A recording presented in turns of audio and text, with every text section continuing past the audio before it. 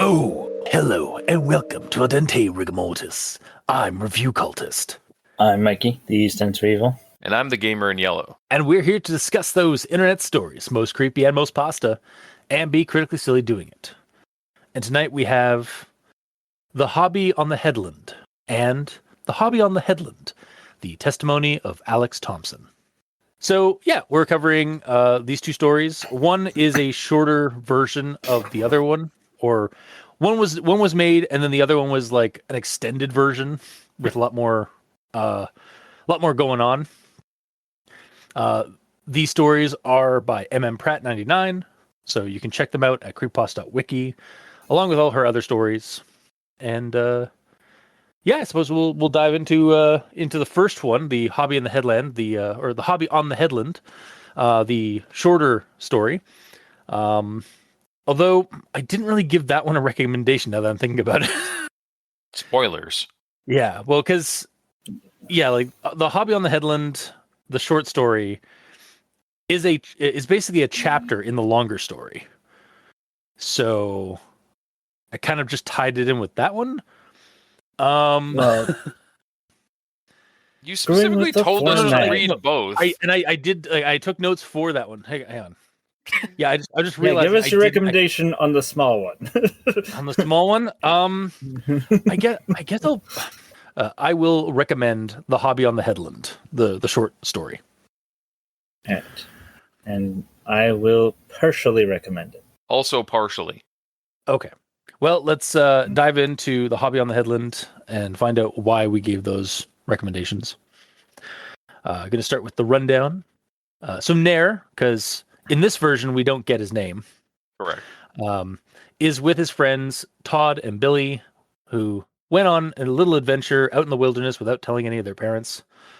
It's here they find a creepy spiral of driftwood and stones in a headland, and at its center stands a rickety old hobby horse, hence the title of the story. It's definitely got some creepy vibes and almost like a malicious aura to it. And as they approach it, the rains come down on them and they flee back home.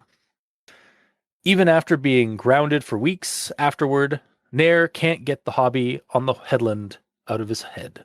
And so, on Halloween, he sneaks out and returns to the site with a shovel. For surely, it marks some cursed treasure. When he arrives, he finds that the spiral is scattered and the hobby horse shattered to bits, as if by an axe. Regardless, Nair starts digging and eventually finds a burrow of sorts, large enough to fit him.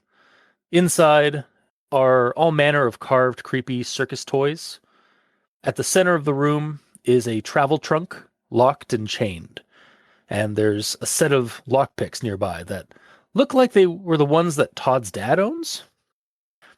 That's when something inside the trunk stirs, and eventually pale arms break through the trunk and start using the lockpicks to try and pick the padlock. Terrified, Nair flees, and in a blur of scenes, he doesn't have time to articulate. The next thing he knows, he's being rescued from up on a pine tree by his dad and a couple of cops on a cherry picker. Finn. So yeah, that was The Hobby on the Headland in a nutshell. And I suppose we should move on to Everyone Tolerates the Graham Inquisitions at this point. I've got a couple. So I'll start with this one here. As we cautiously approached, a shiver ran down our spine, for we could not deny the palpable presence of a dark, otherworldly energy. So I think you want spines, plural, unless you're using the royal we for Nair, or the three of the three friends share a single spine. Yeah, they're actually the real monster of the story. Or, they're just conjoined triplets. It's possible. And not monsters. But no, I think it's honestly just missing the plural of spine. Probably right. Yeah. And then I have this next one, which has a number of critiques to it. After that, everything became a total blur, a runny mix of deepest dark, oozing muddy brown, and deepest green. The prickly pine I was clinging to, the figures of my dad and 2 police officers in a cherry picker, trying to persuade me to let go of the trunk, trying their damnedest to convince me that there were no monsters in old trunks, and that I wasn't still trapped in a dark pit somewhere surrounded by cursed toys with cold white hands tightly clutching my throat. Firstly, that was all one sentence. now to be fair, there are commas and there are some like break lines, but that I really feel like there should have been a period somewhere in there. Yeah, that should be like 4 sentences. That's the entire paragraph. Yeah. Like I know that like you can break up a sentence and like take a breather at like the break lines, but I was just making a point. Regardless, like instead of hitting the break lines, you could just put period. Like if it's meant to do the same thing, why not, right? Yep. Fair. Secondly, though, I think I know trunk means tree trunk and like travel trunk in this sentence. Yes. But if you're gonna use both meanings of the word in the same breath, basically, change one of them. Like you could say, trying to persuade me to let go of the branches of the tree, and then it keeps going, and then goes on with like that stuff. Just since in this part, I believe our narrator has climbed up a tree, so maybe don't use trunk when you're also describing later on, like in the same breath, that there are no monsters in old trunks. So yeah, well, because that's what he was yelling while he was holding on to the tree. So they're assuming that he's talking about the tree. Yeah. Well, yeah, but also no, because I think it's meant to be that he's freaking out about monsters in the chest kind of trunk, not. I'm aware. They assume he's talking about the tree because he's holding onto a tree trunk, saying that there's monsters in the tree trunk, and they don't know about the chest that was under the ground. So they would assume that he's talking about the tree. Maybe that's the case, but I think the author was trying basically like using the same word to describe the two different things. So my suggestion is to change one of them. Yeah. Yeah. Add some clarification. Yeah. I don't know. That whole paragraph is meant to be kind of like confusing though, because it's like the transition between him being down there and him not being there and trying to make sense of where he is. Yeah, it's very much a like he finally noped out of there in a blur. and we're just gonna like brush past all of the like his escape basically because it was a blur to his experience. Thirdly, I saw it like that. I saw it like basically the monster did something to him that he doesn't remember, and he just all of a sudden woke up clinging onto a tree. That's interesting because I saw it as him just like in his haste and like freaking out from like seeing the white hands trying to like get out of the box. He fled, and like the descriptors are just like the reason why it's a blur is because like you're not focusing on your surroundings when you're trying to escape, you're just running. So and in his hysteria, like he's finally snapping to, like getting like focus when he's being rescued because he's climbed up a pine tree. That's how I saw it anyway. Yeah, maybe because it's like runny mix of deepest dark, which might just be like the darkness of the like the little cave thing he's in. Then oozing muddy brown might be like because it's like the muddy ground he's running across. Yep. And then the green because of like the tree. Yeah. I don't know. It's confusing, but I think it's confusing on purpose. Yeah. A third thing I have for this bit here is I believe it's cherry picker, not cherry picker. I think that's just like a simple error. I just said the same thing twice. I think it meant CHERRY, not CHEERY, which is Yeah, what the it's not story. a happy picker. Okay. Yes. Yeah. I'm just clarifying I- because it sounded like you said it's not a cherry picker, it's a cherry picker. No, You said the same it's thing my twice. I meant cheery picker. Is that coming out as cherry? It is Or now. You may have said that the first time, but I absolutely heard cherry twice. That's why I was Okay. questioning. All right. And Tomato, tomato. yeah, I did also Google like cherry picker to see if like maybe there is a version of like maybe it is called cherry picker, and I did see one instance where I think it was just a typo in the sale of a cherry picker. Yeah. But yeah, the bulk of online like where you can like where I was sourcing out like this word, I think it's cherry picker as in like the fruit cherry. Mhm. Also, spoilers in the second one, it's still a cherry picker. Yeah, I know. Yep. I think this is a case where like the author did not fix some of the problems from the short story when they were using it in the chapter. Well, you see, this is a true copy-pasta, creepypasta. Oh, That's true. Yeah. That's very true. It was copy pasted. Yeah. And then my fourth thing here. Also, this is technically an actual thought, but I don't want to reread the same sentence for this quote. I see the story took the Lovecraft approach of something terrifying happening, and the character escapes in a blur of motion and no true details of the scene around him, just like running, and then he just comes to at the end of the story, like being rescued or like waking up in a hospital or like that kind of thing, like being somewhere safe suddenly. Just that like rush away from danger, like sparing then, us of all the interesting things. Yes. yeah, exactly. And then just ending in an anticlimax because like, oh, everything's fine. We're not going to explain what was inside that chest or like what was weird and fucked up about that space. We're just gonna end it there with the character scared but safe. It's an old code, sir, but it checks out.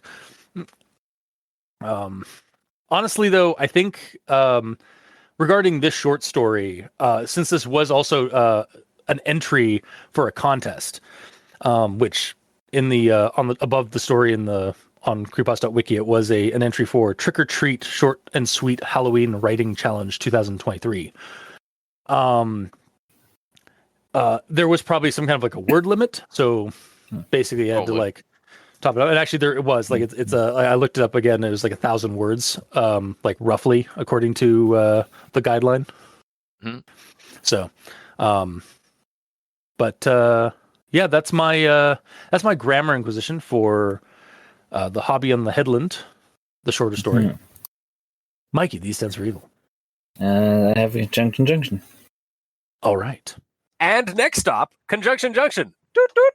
It was during a weekend excursion, without grown-up supervision, that me and two classmates, Todd Winokur and Bill Dobbins, came across a rather unusual sight. Or maybe it was a prop in a sinister ritual, discarded by some malevolent cult that reveled in the suffering of others. It appeared as though it had been trampled by large, heavy boots after being broken by an axe. But I persisted, driven by a desire to unravel the mystery that lay before me. And then, as if by some unseen force, the earth gave way, revealing a hole no bigger than a badger's burrow. And then I heard it. Thin. Wow. So Nair died in that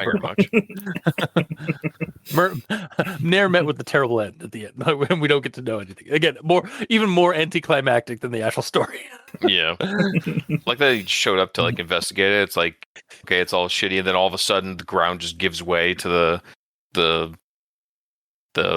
little cave underneath. Like it just collapses underneath them. Yeah.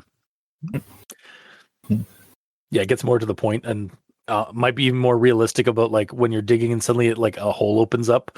Oh, he didn't mention digging. Oh yeah. Oh, didn't? Okay, so He's it's just opened up. standing there. That's my point. There. Yeah. Just a sinkhole. Hmm. Absolutely. But yeah, those little weird side knot stories happen when Mikey grabs all the sentences throughout a story that start with words that they probably shouldn't, like its, ends, or buts. Strings them together into a story with sometimes weird and funny results. Basically to highlight that there's usually better words to use to start sentences. Gamer, do we have a grammar in yellow? Yeah, well, I got a couple. So this one. For several long minutes, we stood there staring at this peculiar thing. So here is my weekly min to mom moment, because or min to mom rather. I doubt they meant they stood there for 3+ actual minutes staring at it. Using moments as a more vague passage of time, it always works better, in my opinion, moving on. Yeah. Meanwhile, the trunk rattled and shook as something large shifted about. And then in quotes, "Last lock better hold," I whispered. So when I read that statement, it seemed kind of strange because, it sounds as though there was a previous mention of multiple locks being on the chest, or at least there was a single lock still on the chest. It mentions that there were a couple lengths of chain on the ground, but it doesn't mention to say that any of them are still on the chest, because him saying that last lock better hold sounds like there is still one lock chained to the chest, but that's not mentioned at all. No. And spoilers is not mentioned in the sequel either. Yeah, although I thought it did mention a little bit more, but I don't think it actually mentioned them being on the actual chest. I think they were just off to the side or something. Oh, both of them say that there's chains on the ground, from it being a few of them being taken off, but neither of them mentioned that there is still a lock on this. Yeah, and especially when when it opens up, it doesn't say it breaks, it opens. So it almost sounds like there is no lock on it at all, or if it's just the standard lock that the chest would have had, no additional locks. So a better line might be, "I hope that's still locked," and then it just creaks open or something like that, because he doesn't know if it's locked or not. He hasn't checked. True. Yeah. Especially with when we first find out when we're first given the descriptor of the chest, then I noticed an old steamer trunk at the center of the room. You think that would have been the time to describe that it was there were chains around it and locks. Yeah, or even just there is a single lock chained to the outside of it. Yeah. Or something, but I don't know. Mm-hmm. And if that is the case, and that's what there's meant to be, that's what it is meant to be, then when it opens, it should say it strained and then snapped open, breaking the last chained lock that was over it or something, but none of that's mentioned. Yeah, because the way I saw the hands break out is so I guess it either they squeezed through the crack between the lid and the thing, or they made holes of some kind, they broke holes through the trunk to try and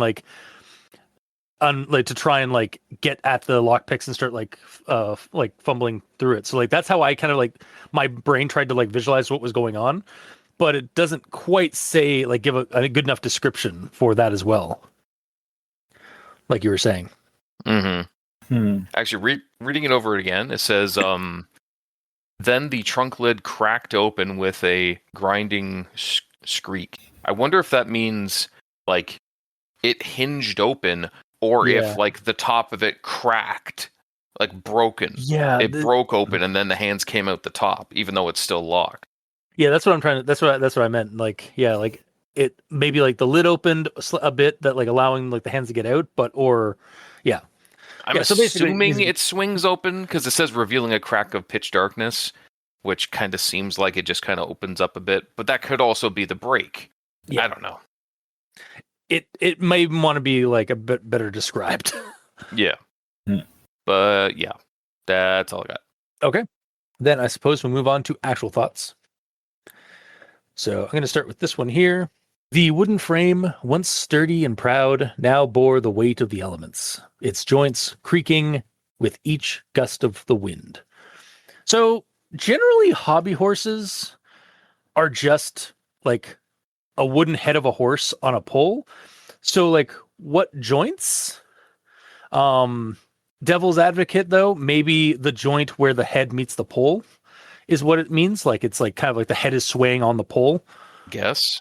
Or is creaking on the pole. Yeah, I was just like, because when it described it, it almost is like joints, as in like maybe like it was trying to describe like horse legs or something like that on the horses, on the hobby horse as well. But like that generally you don't see that. But yeah, the next thing I have is my hands shook as I stood up and shone the flashlight around. Lining the walls and floors was a collection of vintage circus toys. As I crept closer, I noticed that they were intricately carved and each had a unique aura to it. A clown on a unicycle seemed to be grinning menacingly at me, while a nearby acrobat hanging from a trapeze looked like she was about to fall any second.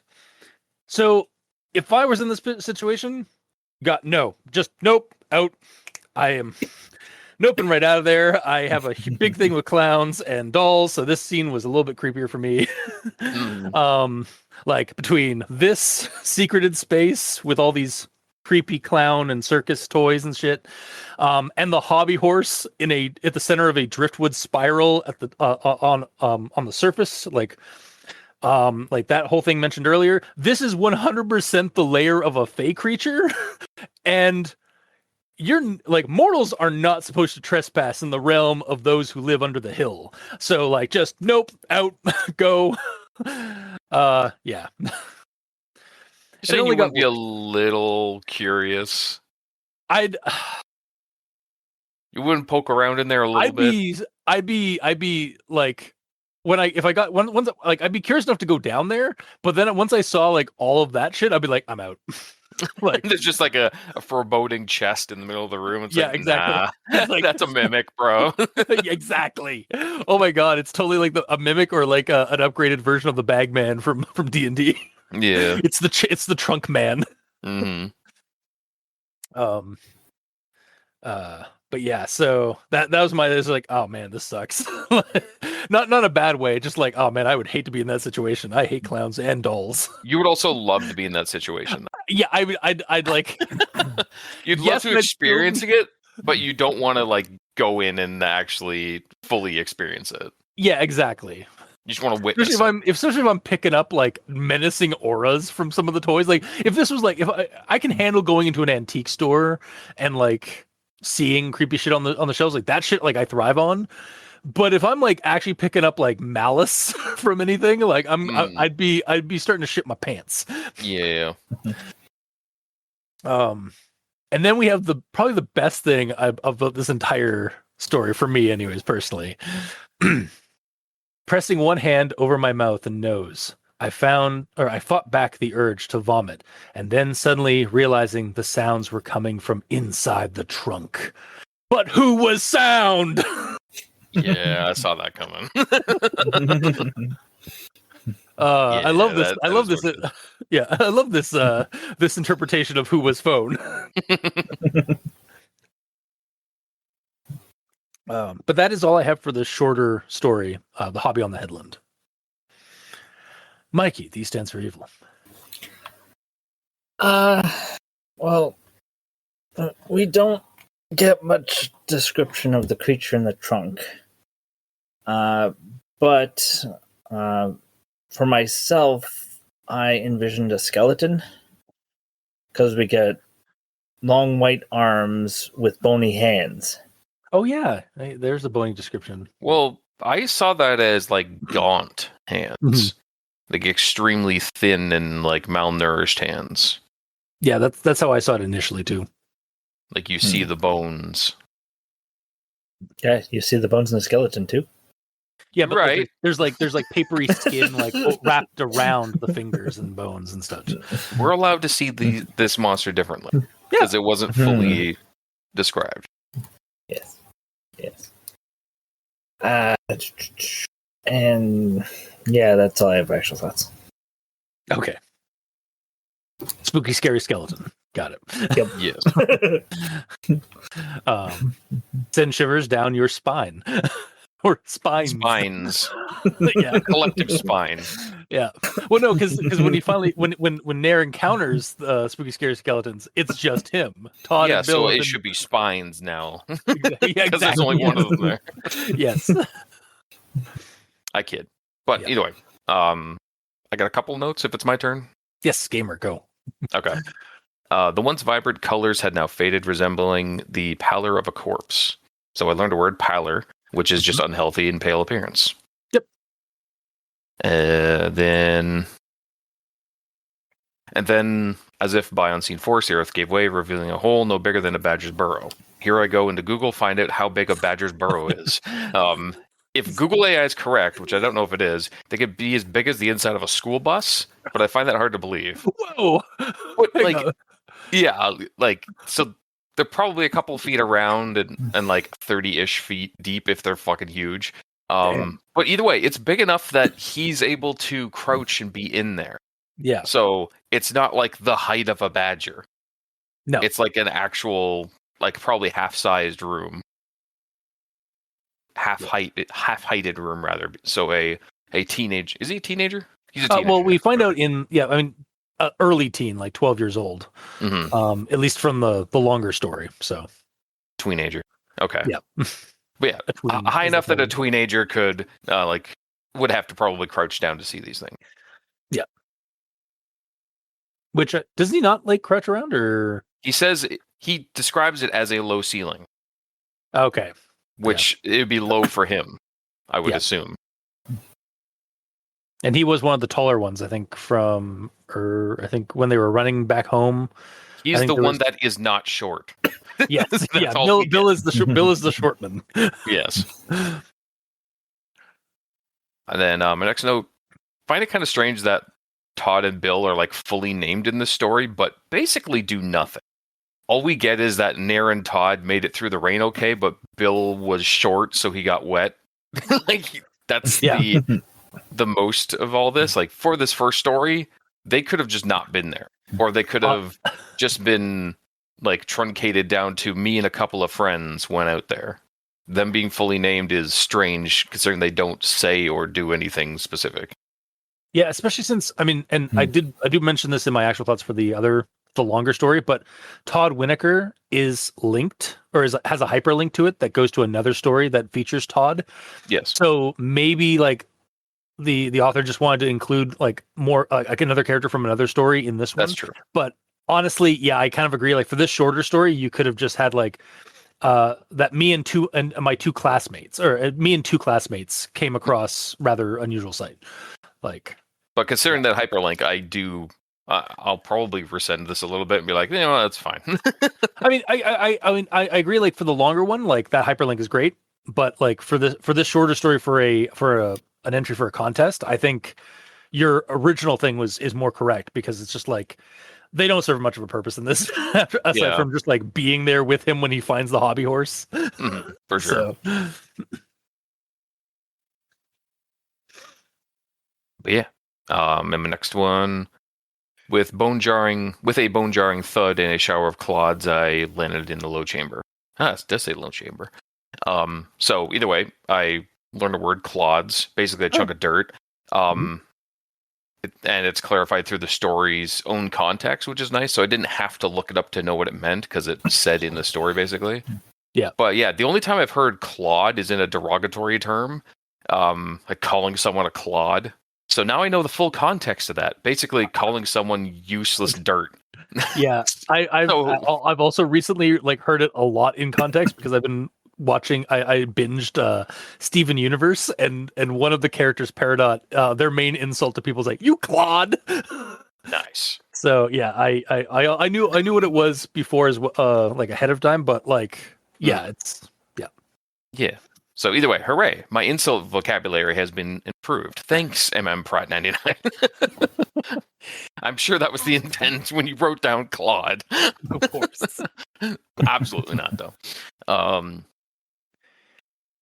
So my last one for this first version. So it doesn't like say it, but one can assume that Todd or Bill, probably Todd though, showed up like before Nair did, and they just like trashed the ground level, then left. It says that there's like a locksmith set that's similar to Todd's dad's down next to the trunk, but like I'm assuming that's a produced item that anyone could have bought. It's not like Todd's dad makes custom ones that he only keeps for himself. Okay. Yeah. So, I feel like that's there just to let you know why the character knows what a lockpick set looks like. Oh, yeah, maybe. See, like I actually have something of this for the longer story because there's a little bit more involved with Todd and such. But yeah, for this story, yeah, you're onto, you may be onto something, Mikey. But like saying that it's like Todd's dad's doesn't really. I don't know. You could just say there's a locksmith set on the ground, and like we wouldn't question that. I'm not going to be like, how's this kid know what a locksmith set looks like? Like, oh, I choose to disbelieve that. I can't. Yeah. No kid knows what a lock picking set is. No. Yeah, I kind of like we can all go to prom. No, like because like I get what Mikey's saying, but I also get what you're saying, Gamer, and I kind of agree with you. Like again, for this shorter story version of the Hobby on the Headland, we don't unless that's supposed to mean something about Todd. And his involvement with like this chamber that was like discovered by digging down and then like falling into it, that was previously covered up.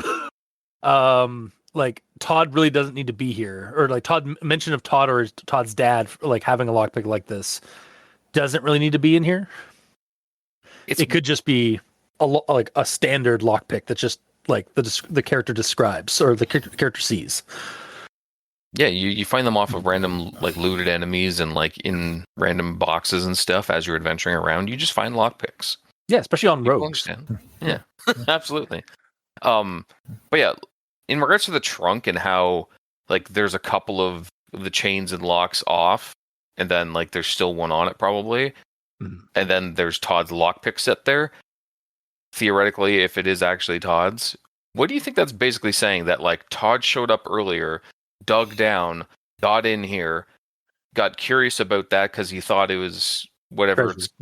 We don't know it's treasure in the first one. Oh, okay, yeah. I thought, but no. Okay, sorry. They just went there because of reasons. But yeah, Todd goes down there by himself, finds it, tries to open it. Then, like when he gets through the first couple of locks, he hears like some weird noises in it, so he leaves that last lock and runs away.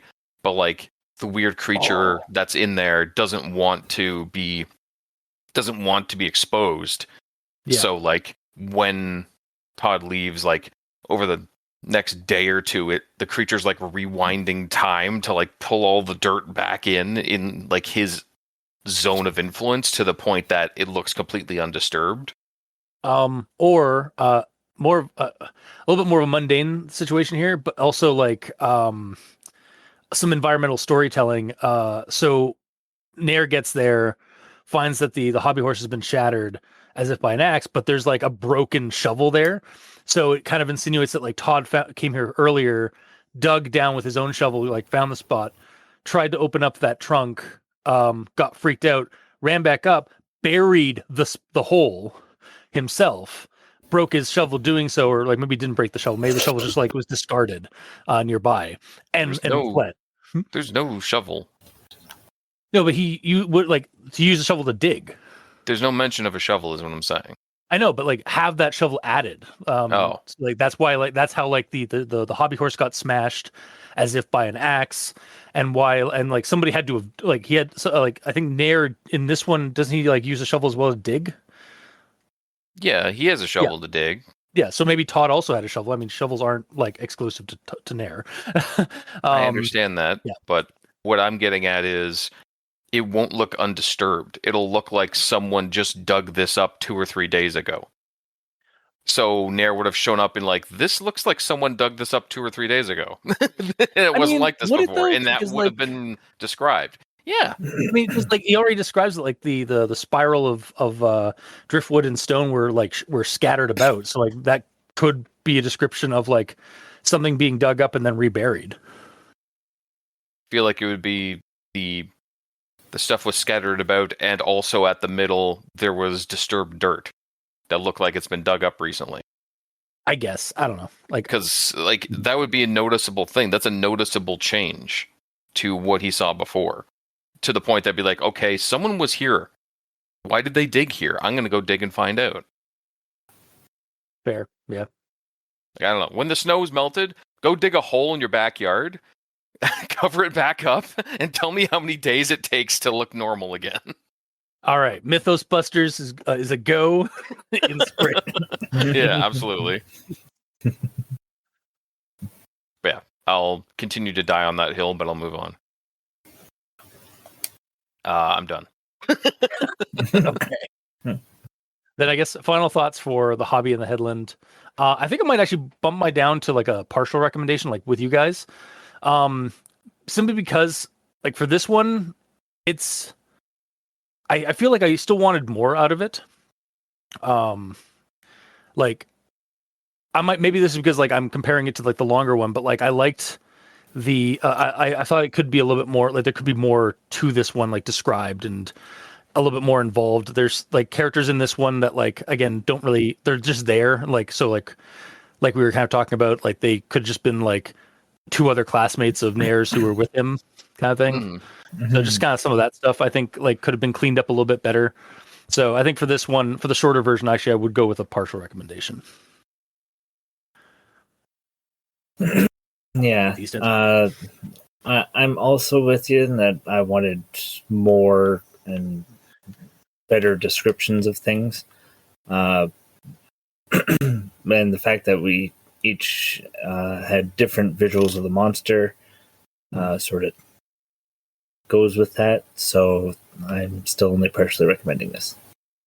And even the monsters like reveal how he revealed himself, whether he broke through the locked chest or if the chest just opened or whatever. Yeah. Like I envisioned the arms creeping out through the seam of the chest. Yeah, Yes. like the lid could be open slightly, but like there's still a chain around it, so like it has just enough room to like squeeze its arms out between the lid and the trunk. I didn't think of it like that. Yeah, That the chain was still holding it shut, but he could still reach through. That's a cooler Yeah. visual. I wish it actually said that. honestly, I think that's what it was getting at, but like they don't describe the chain being on the trunk. Yeah. It could be like, because they could mention like, there's still a chain on that, so it should be good. And then all of a sudden it creaks up and like hits the chain, and like that makes him jump. It's like, okay, thank God. It's holding it. But then the arms come out anyways. Yeah. Yeah. All right, and then gamer. I'm basically going to parrot what you guys said. It needs more. We got more in the other one, but not this one. We're about to cover that next one. Yeah. So partial on this one. It was a fun enough read, enough that I was interested to see how it was expanded upon. But yeah, I'll leave it at a partial here because it needed more. All right. Well, so I guess 3 partial recommendations for the Hobby on the Headland, the shorter version. And that's it for this week's episode. So if you like what you're... No. I'm sorry. I read the second one. Tune in next week for our review of the longer version. No, we're going to actually cover the longer version this week. Okay. How much of a dick move would that have been? Yeah, like, really. We would still record today, but we'd cut this episode in half and post one on 1 week the other. Content for the content gods. Yeah. Also, We got to feed the backlog. Oh, yes. But yes. The next one we have is the Hobby on the Headland, the Testimony of Alex Thompson, otherwise known as Nair. So for this one, I will recommend. This one I will not recommend. Interesting. Very interesting, because I'll recommend it. I'm curious how this ruined it for you, Mikey. I think I may know. I think I might have an inkling as to why. Because there's one part of this story that like got my hopes dashed a little bit, but I'll go into that with my actual thoughts as well. So I have a theory, but we'll find out. Yeah. I don't want to spoil what Mikey's potentially going to say. Yeah. I suppose we should move on with the rundown. Here's a question before I get too far ahead. I have organized this one into the chapters individually because there are 4 chapters in this one. Did you guys also do your notes in like organized by chapter or? No. You didn't. Very Mike, disappointed in you, Mike. give me a moment. How dare you? Give me a moment. All right. Well, while you're doing that, I will do the rundown. So I'll start with chapter 1. Just a little get together. We meet Nair again. Nair? Maverick. We meet Near again. You also said neat. Yeah, exactly. Nebraska. No, anyway. We meet Nair again. This time we know him now as Alex. Both from the title and also like his name is actually mentioned by one of his friends. Mm. And he has one extra friend in the roster aside from Todd and Bill. Willie. Willie's a shy, awkward kid that Bill and Alex like, but Todd is a constant jerk to. Probably that elven superiority. Oh yeah, Todd He's an elf, by the way. Todd's an elf, and apparently Bill is a dwarf, at least on his mother's side. Yes. Again, He's I short. think we're in Curtisville. Nah. They were all around 12 years old when this story happened. They were all hanging out a few weeks before Halloween, really when they shouldn't have been because their parents didn't want them to. Wanting to watch something, but all the movies airing were lame horror films, and the group almost got into a scuffle with each other over anime and furries when they tried to introduce Willie to the show Beastars on Netflix. Fortunately, they managed to settle on going fishing, and so they headed up to the attic of Alex's place to get the fishing gear. And that transitions us to chapter 2, Something Old, Something Blue. Up in the attic, the gang found the fishing gear, but they also find a map inside of a puzzle box, likely left behind by Alex's older brother. The map could have been part of some kind of D&D game or geocaching thing that Alex's bro was into, but regardless, it showed trails and locations beyond the nearby Swanwick forest. So the boys dropped the fishing idea and decided to grab some snacks and shovels and head out into the totally creepy and possibly dangerous woods to find treasure. Treasure? What could go wrong? Yeah. Which gets us into chapter 3, Into the Woods. Into the woods. Into the woods we go. Sorry. As they trekked further and further into the woods, consuming their snack supplies, losing some of their gear, the shovels primarily, getting pissed off at Todd being a jerk and so mean to Willie and actually some of the others in some cases, and possibly being stalked or at least hearing the sounds of what could be coyotes or worse. They finally come to the river that's on the map. Hours later. For sure, getting in trouble and likely grounded when they get back home, the group decides to finish what they started, thanks in part to Todd's pushiness, and find out what X marks on the map. Which gets us to chapter 4, The Hobby on the Headland. This chapter is basically that of the shorter story that we just covered moments ago, but with a few extra, I think a few extra details that were added. Yes. Mm-hmm. The finding the hobby horse spot, getting caught in a rainstorm, getting grounded. Alex goes back, finds the cave and the creepy trunk, trying to break open, and comes to in a tree where his dad and some cops find him in a cherry picker. His dad was dressed up as Merlin though this time. Yes, because it was Halloween when he went. Yeah. Mm-hmm. There were obviously more changes, but we're glossing over them, obviously. Yeah, because this is just a basic rundown synopsis thing. Yeah. Mm-hmm. Finn. So yeah, that was the hobby on the headland, the testimony of Alex Thompson. Suppose we should move on to everyone tolerates the Graham Inquisitions at this point. Mikey, have you organized your notes yet? Yep. Okay. Said it wouldn't take long. Yeah, that's fair. I will start with chapter 1, just a little get together.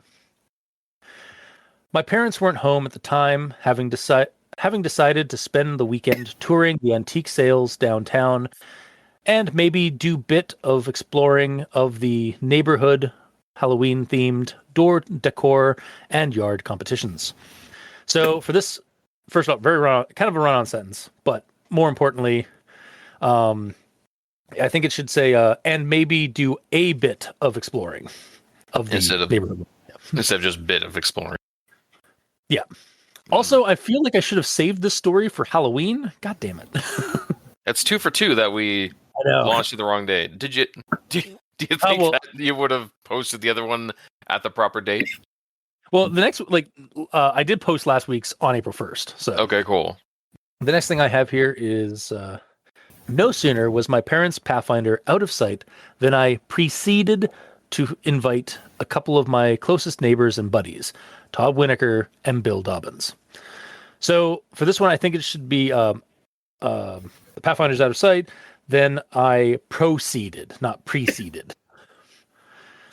Like you proceeded to invite, like you preceded, I think means like you're going to do something early, whereas proceeded is you followed through with something. Sure. Okay. Googling right now. Hang on. I'm pretty sure like preceded is not the right word. Like preceded means to come before in time. Yes. Order or rank, while proceeded means to move forward or continue an action. Yeah. So it should be proceeded, not preceded. But also we again, I mentioned in the short story version, Todd Whitaker's link has a link to another story. Getting SCP flashbacks here. Gonna add this story to our roster for a later date. A little bit. The next thing I have here. Willie was the kind of kid who was always seemed to constantly get himself into embarrassing jams, whether it was having his pants run up the flagpole, being used as a human hot potato by the older kids, or having a major spill out in the cafeteria. Again, I feel like I should just stop checking on these run-on sentences, but they happen with each quote. I feel like maybe even the comma after jams could have been a period to cut that in half. Mm-hmm.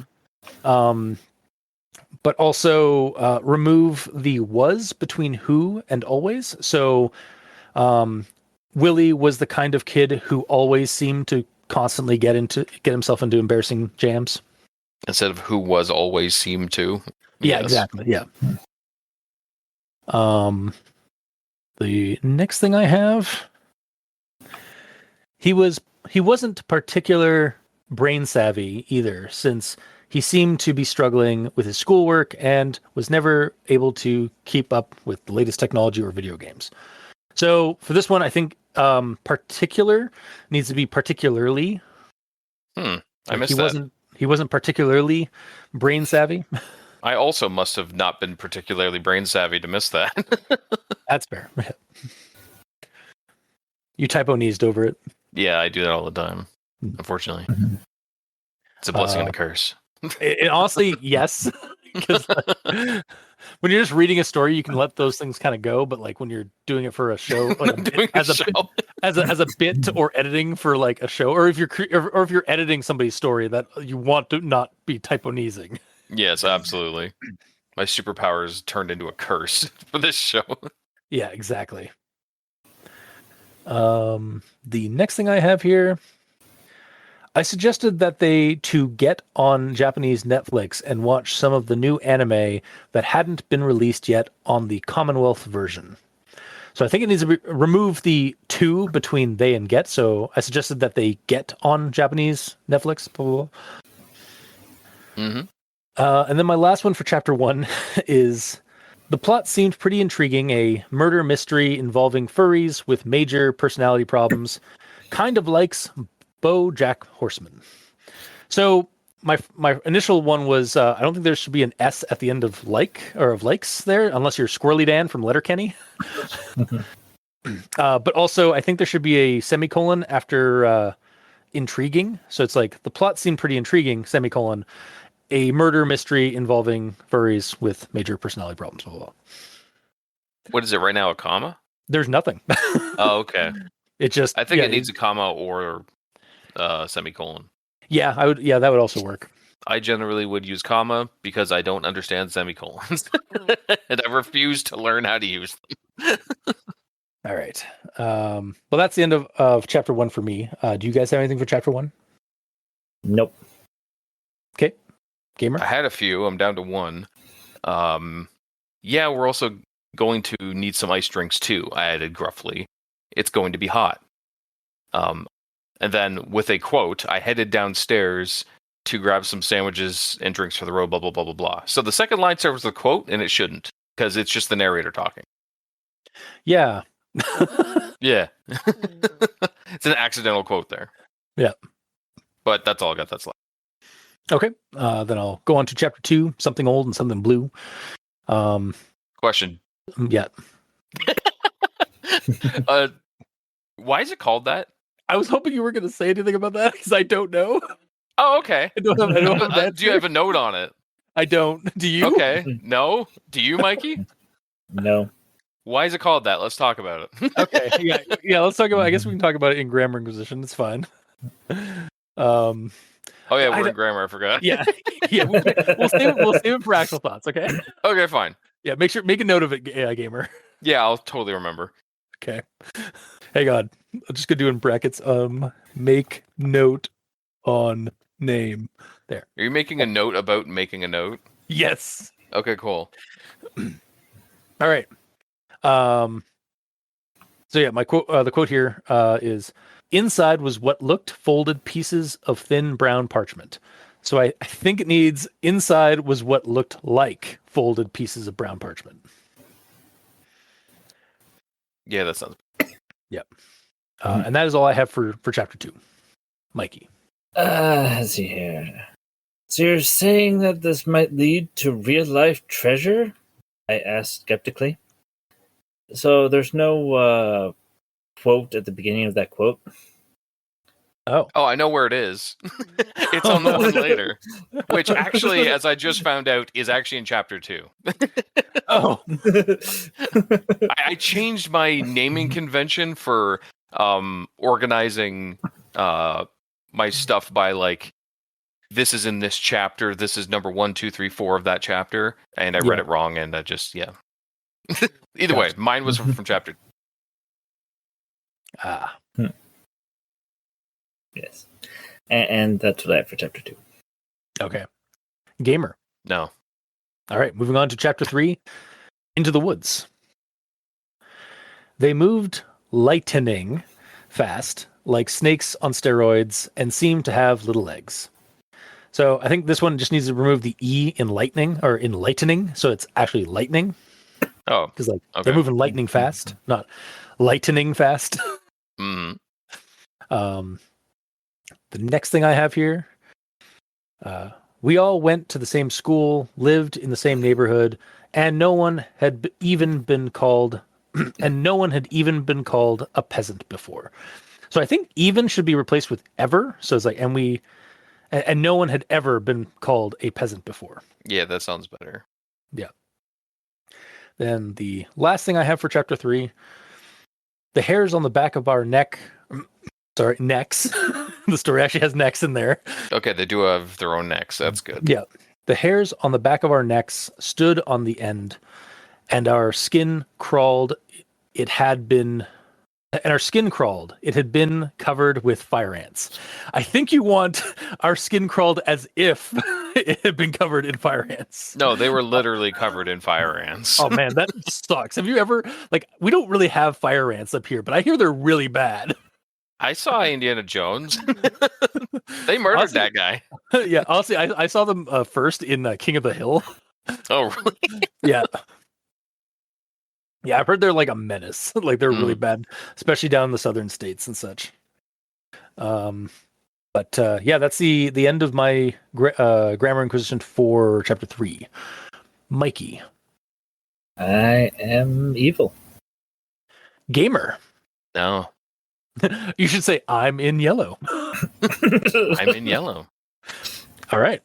Then moving on to chapter 4, the hobby on the headland. This one might have been this might have been in the previous one, but I wanted to space out my my grammar position, and also some actual thoughts between them. Also, I noticed them in the longer version versus the shorter version. Yes. At its very center was a spiral formation of gray driftwood and polished white stone. Where the pattern converged was a hobby horse. So I feel like there should be a period after Whitestone, or even like a comma, and where the pattern converged was a hobby horse. I think probably a comma, not a period, just so we don't get the and or a front and. Yes. Because it's short enough that could all be one sentence easily, anyways. Yeah, and I mean, like, I know there is an and between a gray driftwood and polished whitestone, but like that's because that's the end of a listing, and then it cuts to something new that's being described as well. So, So yeah, either way, comma fixes it. Yep. And then the last thing I have for chapter 4, setting my shovel aside, I shined the flashlight done into the hole. I think that should be I shined the flashlight down into the hole. Or is it shown? Or shown, yeah. Is it shined or shown? Is that? Didn't we talk about this last week too? I think it was drank or versus drunk. Oh yeah. I don't think Shined versus shown. Yeah. They're both acceptable. Yeah, they're both in this case, hanged or hung, hanged. Drunk or drank, drank. Shined or shown? Yes. What? Isn't the English language awesome? No, I hate it. I know you do. Mikey, do you have anything for chapter 4? Well, it's time for a conjunction junction. Oh, God. And next stop, conjunction junction. Doot, doot. It began innocently enough on a bright sunny autumn afternoon 3 weeks before Halloween. So, whose idea was it to invite this loser? So, we just dropped it entirely. So, Bill and Willie were talking about what to watch next.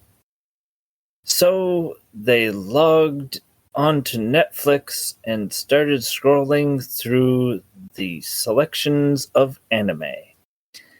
It was called Beastars. It's got a good premise. It's about furries. And will you just stop with this imperialist space British crap? And Gotta say, really, I like that it's got a good premise. It's about furries. Honestly, That's all you need to know. that is legitimately all you need to know about Beastars. Like the original, like what the actual description of like it has it is an intriguing murder mystery involving furries with major personality problems. That is Beastars also in a nutshell. Yes, but also it's Mikey's- about furries. Well, yeah, but Mikey's thing is also just like 100% like Mikey's like taking of two separate sentences, like smashing them together. That also just perfectly encapsulates what Beastars is. It really is. And really, Bill, you could have made a way better viewing choice for Wilkie than Fervert stuff. And who are you, my disappointing Dwarven mother? It's not a fetish fashion thing. It's like Halloween or the various winter ceremonies around the multiverse. People dressed up in masquerade to dance and make magical reverie as a defense against the dark forces released by the solstice season. Or Mystic Journey, as in Bong Wizard stuff. And wizard. Okay, besides, quick aside. Bong wizard stuff, 100% an amazing like term for like chronically like chronic stoners. Hell yeah. That's also that was in Whiz Cops. Yeah. Oh, Because was they it were really? because they Oh. well not that specific wording, but they were wizard cops who got some magic like hookah and Yeah. smoked it through a magic bong. Yeah. Also, Bong Wizard Stuff was the name of one of my high school ska bands. Our crew was A lot usually of those. well, in that one had a lot of stoners in it. Mm. Yes, absolutely. and besides, he wasn't much of a stoner. It's a map! It's a freaking treasure map, of course. It was drawn by hand and appeared to be several 100 years old, judging from the thin parchment. So, you're saying that this might lead to real-life treasure? It might even be a clever reproduction. But what about my folks? It's going to be hot. So, the four of us started off. I don't like that insinuates. Sorry, quick aside. I don't like how that insinuates. Like, but what about my parents? It's gonna be hot. It's like I don't like how that like, especially given their age. Like, nope, that's bad. Also, I like because of the lack of context. Yeah, It sounds like they're seeing this treasure map on Beastars. And they're like, "Oh, it's a treasure map. We should go there." yeah. There's no mention of like them going to the attic or anything. No, like that. no, It's just, no. They're just watching Beastars that happens. Yeah. I know where that is. Oh, Wait, this anime has a treasure map of our hometown and neighborhood and like a region. What? Nani? Nani? Yeah. Wow. My God. It wasn't just because of my parents coming home soon. It was also because of Swanwick Forest's reputation as a mysterious and dangerous place. It was dense inside and filled with towering conifers that seemed to lean in close to whisper dark secrets to one another.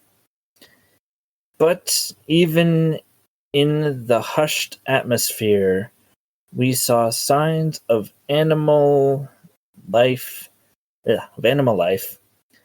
Banana slugs, olive yellow snails, some of them 6 inches in length, small flying insects, tiny songbirds darting through the dense undergrowth, squirrels, and Stellar's jays scolding us from the canopy. Even saw several deer prancing along up ahead of us. God, that is such a run-on sentence.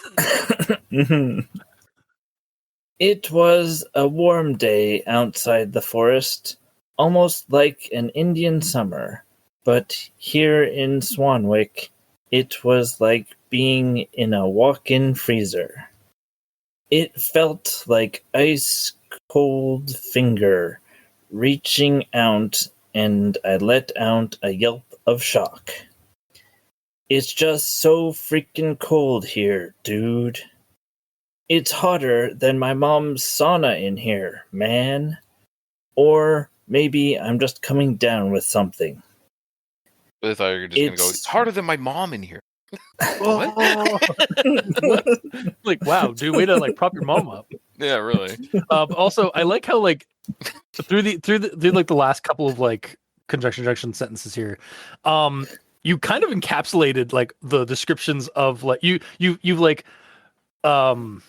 distilled the description of Swanwick pretty well, actually. Like you got rid of all a bunch of stuff, but like what you did have because of the it story or because of like its ends or buts, actually kind of like gives a good description of the Swanwick forest. Mm-hmm. Yeah. It's just my pride that's bruised. It's included here. It was just as bad as being called a hualau or null rat.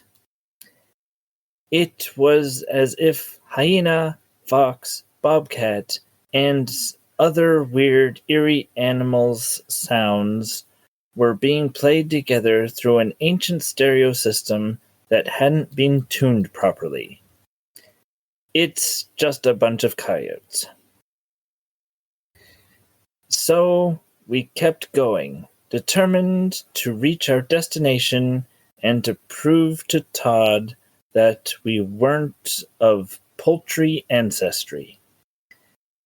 It was like after 30 more minutes of navigating through the prickly undergrowth, we stumbled upon a hidden path overgrown with clumps of brambles and bracken ferns. It's 4:35, and we'll think about it then. So just do this one thing at a time. Or It's 4:35 maybe... and you'll think about it then. Won't you be thinking about it now because it's 4:35? The phrasing of that is weird, actually. Sorry, to cut you off mid-sentence. So just do this one thing at one thing at a time. Or maybe it was a prop in a sinister ritual discarded by some malevolent cult that reveled in the suffering of others. It seemed to whisper tales of woe and despair, its voice following us back from the now half-flooded tunnel. It appeared as though it had been trampled by large, heavy work boots after being broken up by an axe. But I persisted, driven by a desire to unravel the mystery that lay before me. And then, as if by some unseen force, the earth gave way, revealing a hole no bigger than a badger's burrow. And then I heard it. Thin. So he got away, right? he got away, right? Both of your stories ended the same way. I know, I loved it. Yeah. Also, are you glad, audience, that we got two conjunction junctions of essentially the same bit or the same section? Kind of, yeah. A little bit. Like, I think there's like one sentence that was added that had an and or but in there. So, but At least with the last section. Yeah. But yeah, for those unaware, Mikey grabs all the sentences throughout a story, and sometimes both stories, that start with words that they probably shouldn't, like its, ends, or buts, strings them together in a sentence for sometimes hilarious results. Basically to highlight that there's always better words to use. And I just realized that I said that previously, so I probably don't need to say that again, but I just did. Also, I like how, because like in the previous version, we left our commentary for the end, and in this one, we're kind of just like jumping in whenever it happens. Honestly, it feels a lot more natural. Yeah, I to kind of just do like that. I kind of like doing that because otherwise, like I'm like racing on my note because like I literally have my Google Docs open, like typing up stuff. Yeah, so I will not remember something that he said line 3 in when he gets down to line 47. Yeah, because that's also how this whole segment got originated too. Is because Mikey did this and he said like it came at him with full force. It was a squirrel, and then we broke down laughing and talked about it. Yeah, that's true. So yeah, we'll like, have to like keep that in mind, like to do that online, especially on the longer stories, like because it just works out with like giving the commentary there and then. Also, the main reason that I was chiming in on the second one, not the first one, was because the first one didn't really have anything that was chime-inable. True. Yeah. That is a verb now, or an adjective, I guess. Chime-inable. Yeah, exactly. But Gamer, do you have anything for Grammar in Yellow? No.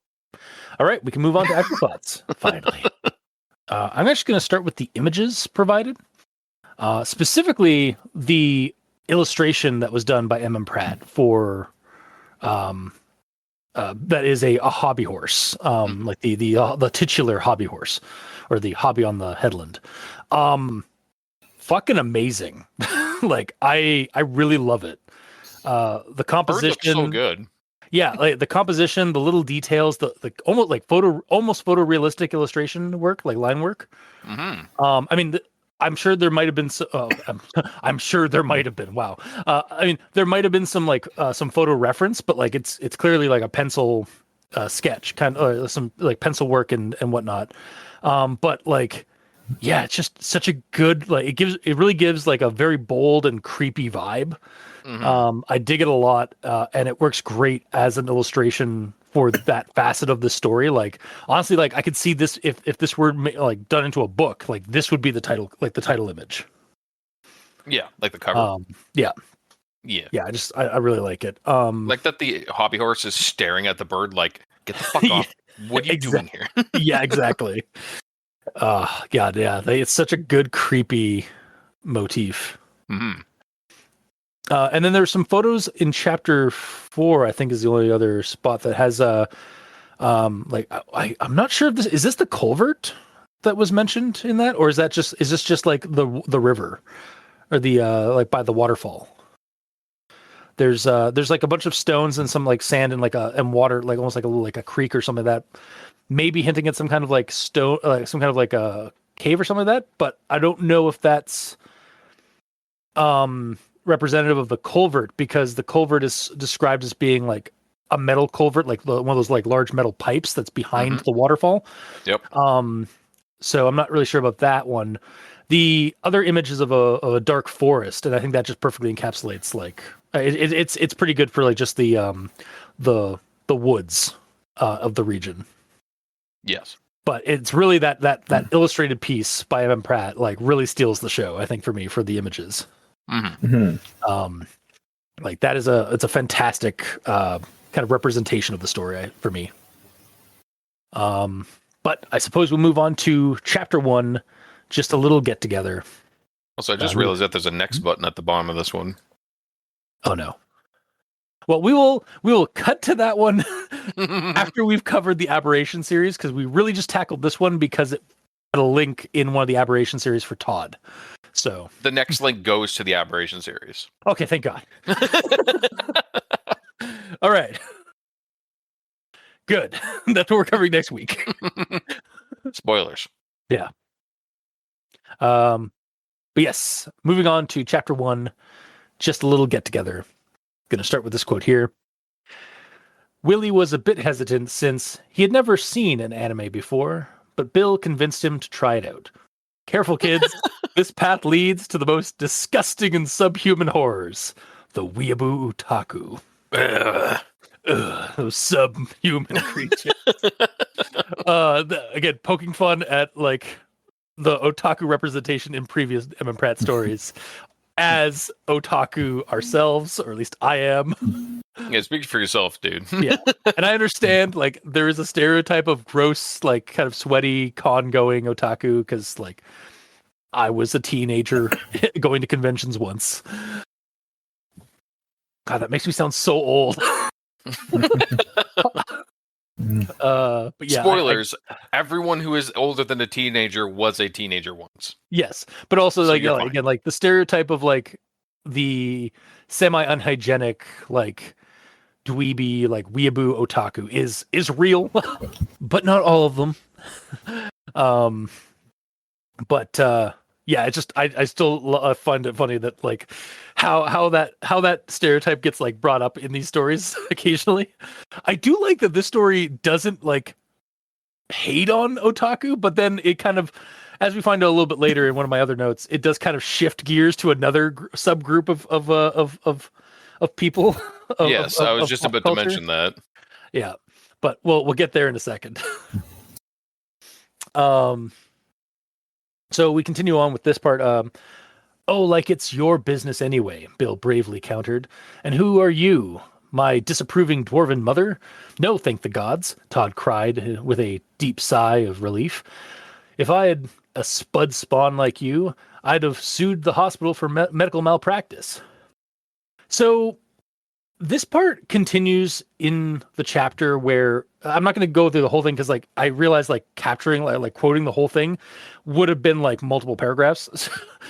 But it's basically it launches into an argument over like furries versus people that dress up as elves and yokai and such, and how in this setting that is considered different from like furries and such, at least by some people, since masquerading as folkloric beings and magical creatures and beings and stuff is generally for ceremonies across the setting's multiverse as a way of combating malevolent forces around the time of the solstice.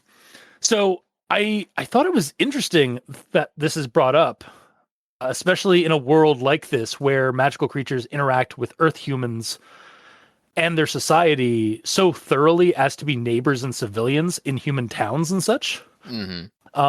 The idea that things like Halloween, even furries and that kind of like cosplay might be seen as problematic is something that I feel could be an interesting topic to tackle in fiction, as a social commentary for things like cultural appropriation, like why it's not okay to, dress up in brownface or dress up as a Native American, like in like a Native American costume, because like that's just not okay.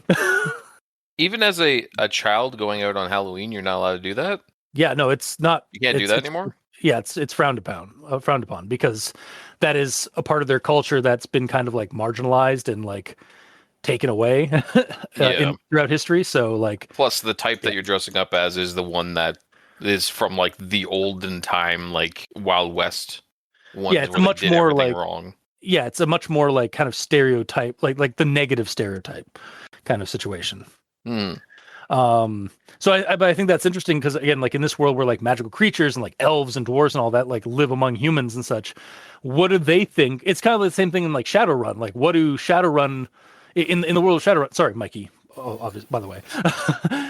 What are the elves and dwarves and like lizard folk and all that kind of like think about people dressing up in Halloween as elves or elves or dwarves or monsters of various kinds? It's probably the same as one of the negative features or whatever you can take in Shadowrun, which is poser.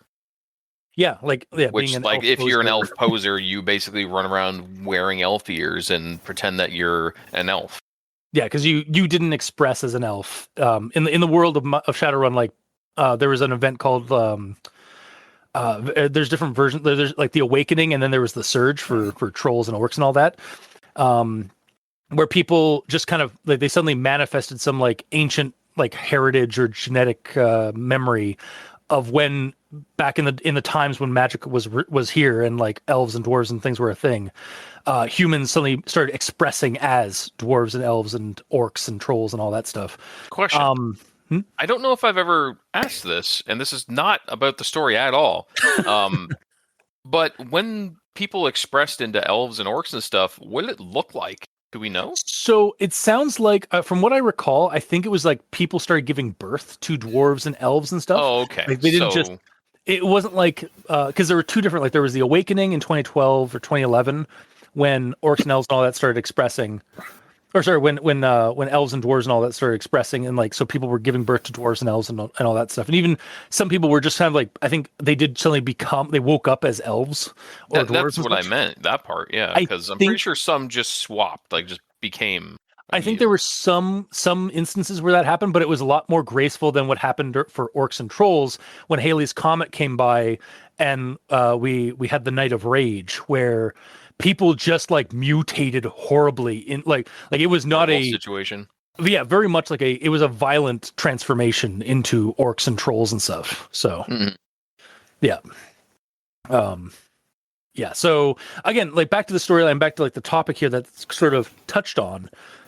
Yeah, I just think that would be an interesting thing to further explore, especially in this world where like magical beings and creatures live among humans. Like, what are they like? How like have that interaction between like humans dressing up as monsters and things for Halloween, and like how do other certain like neighbors feel about that, and use that as a social commentary sort of thing.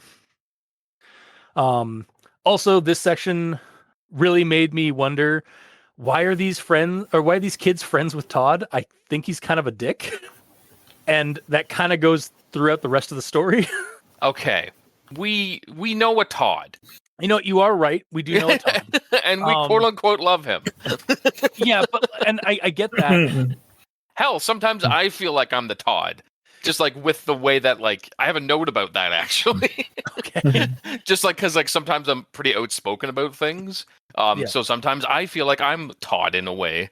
So I don't know, man. I feel like this Todd isn't the Todd in this story like that, like his character type isn't as apologetic as you for acting like that sometimes. Well, he's not as Canadian as me, so that's true. Yeah, like I get it. It's just like as a character in this story, like I love to hate Todd because he's being a dick to his friends.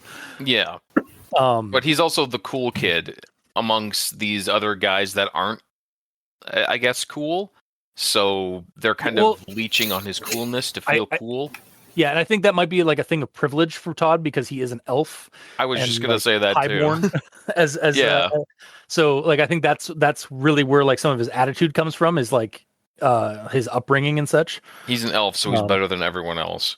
Exactly, which is usually how they're portrayed in fiction and such too. So, and then like so also this is where we get like Todd is apparently an elf and Bill is dwarven, at least on his mother's side. So like again, furthering the fantastically mundane narrative of the Curtisville stories. And Alex is a dude. Yeah, Alex and Wookie are just a dude. or sorry, dudes. They're not the same dude. Yeah, again, conjoined. Yes.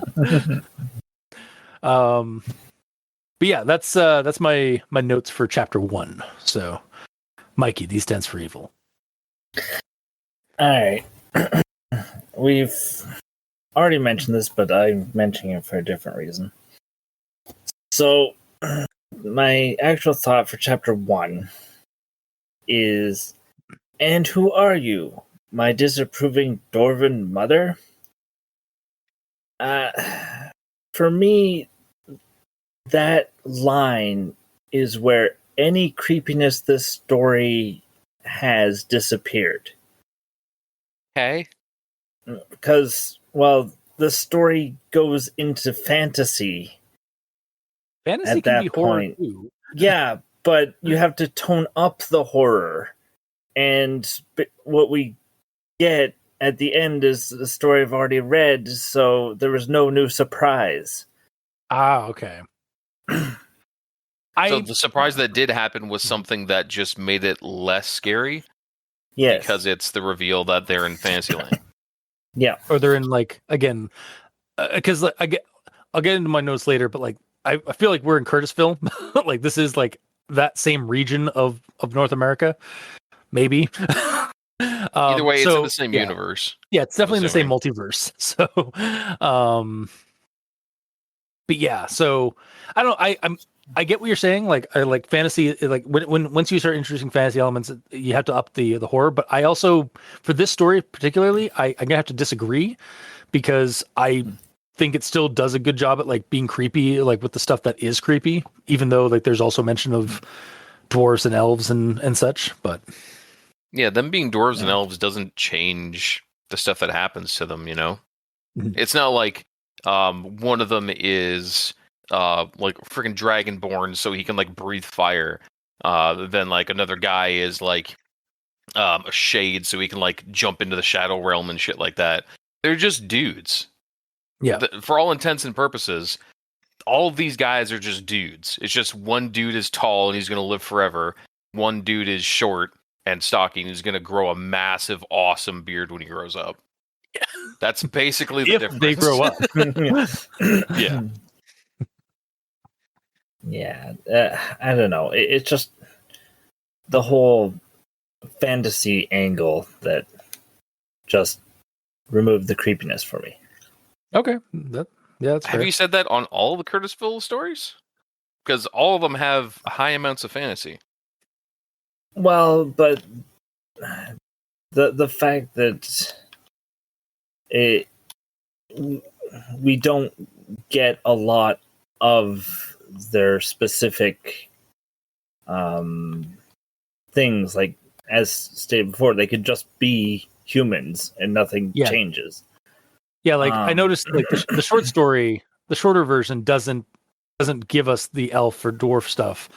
Mhm. because that's mentioned in like the expanded material for this longer version, which I think might have been a good move for that story because it was like supposed to just like tell like a narrative of like a creepy shit thing happens around Halloween. So yeah, don't muddle the waters with like your fantasy stuff.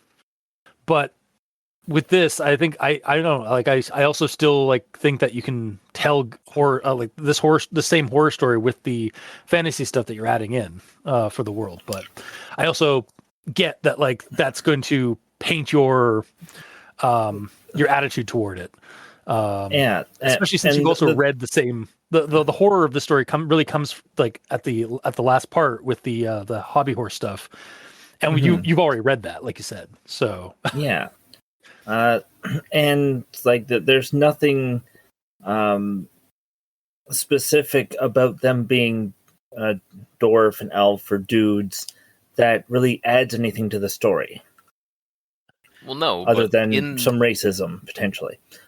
No, but in that universe, just because there's like different magical creatures and there's some races that don't have magical abilities doesn't mean that creepy shit doesn't happen to them just because none of them have weird abilities, you know? Yeah. Like that's fair, but like I said, that there was nothing really added that pushed the creepiness with the fantasy. Like because the story introduced the fantasy element, you wanted the story to like like kind of push the horror a little bit more because to try and like get over that boundary that you had because of the introduction of fantasy. Because you've already add some more creepy stuff that can only happen in fantasy settings. I mean, what happened can only happen in fantasy settings because that kind of stuff doesn't happen in real life. So, but the thing is, the previous story, like you can suspend your disbelief and think that maybe it could happen. But when you add the fantasy, it's automatically, well, it can't really happen. Unfortunately. I don't know if the original story can happen in real life. Of like, are you saying that the thing in the chest is like a contortionist that's just like in the chest and coming out and like as a murderer or something? I'm just saying that it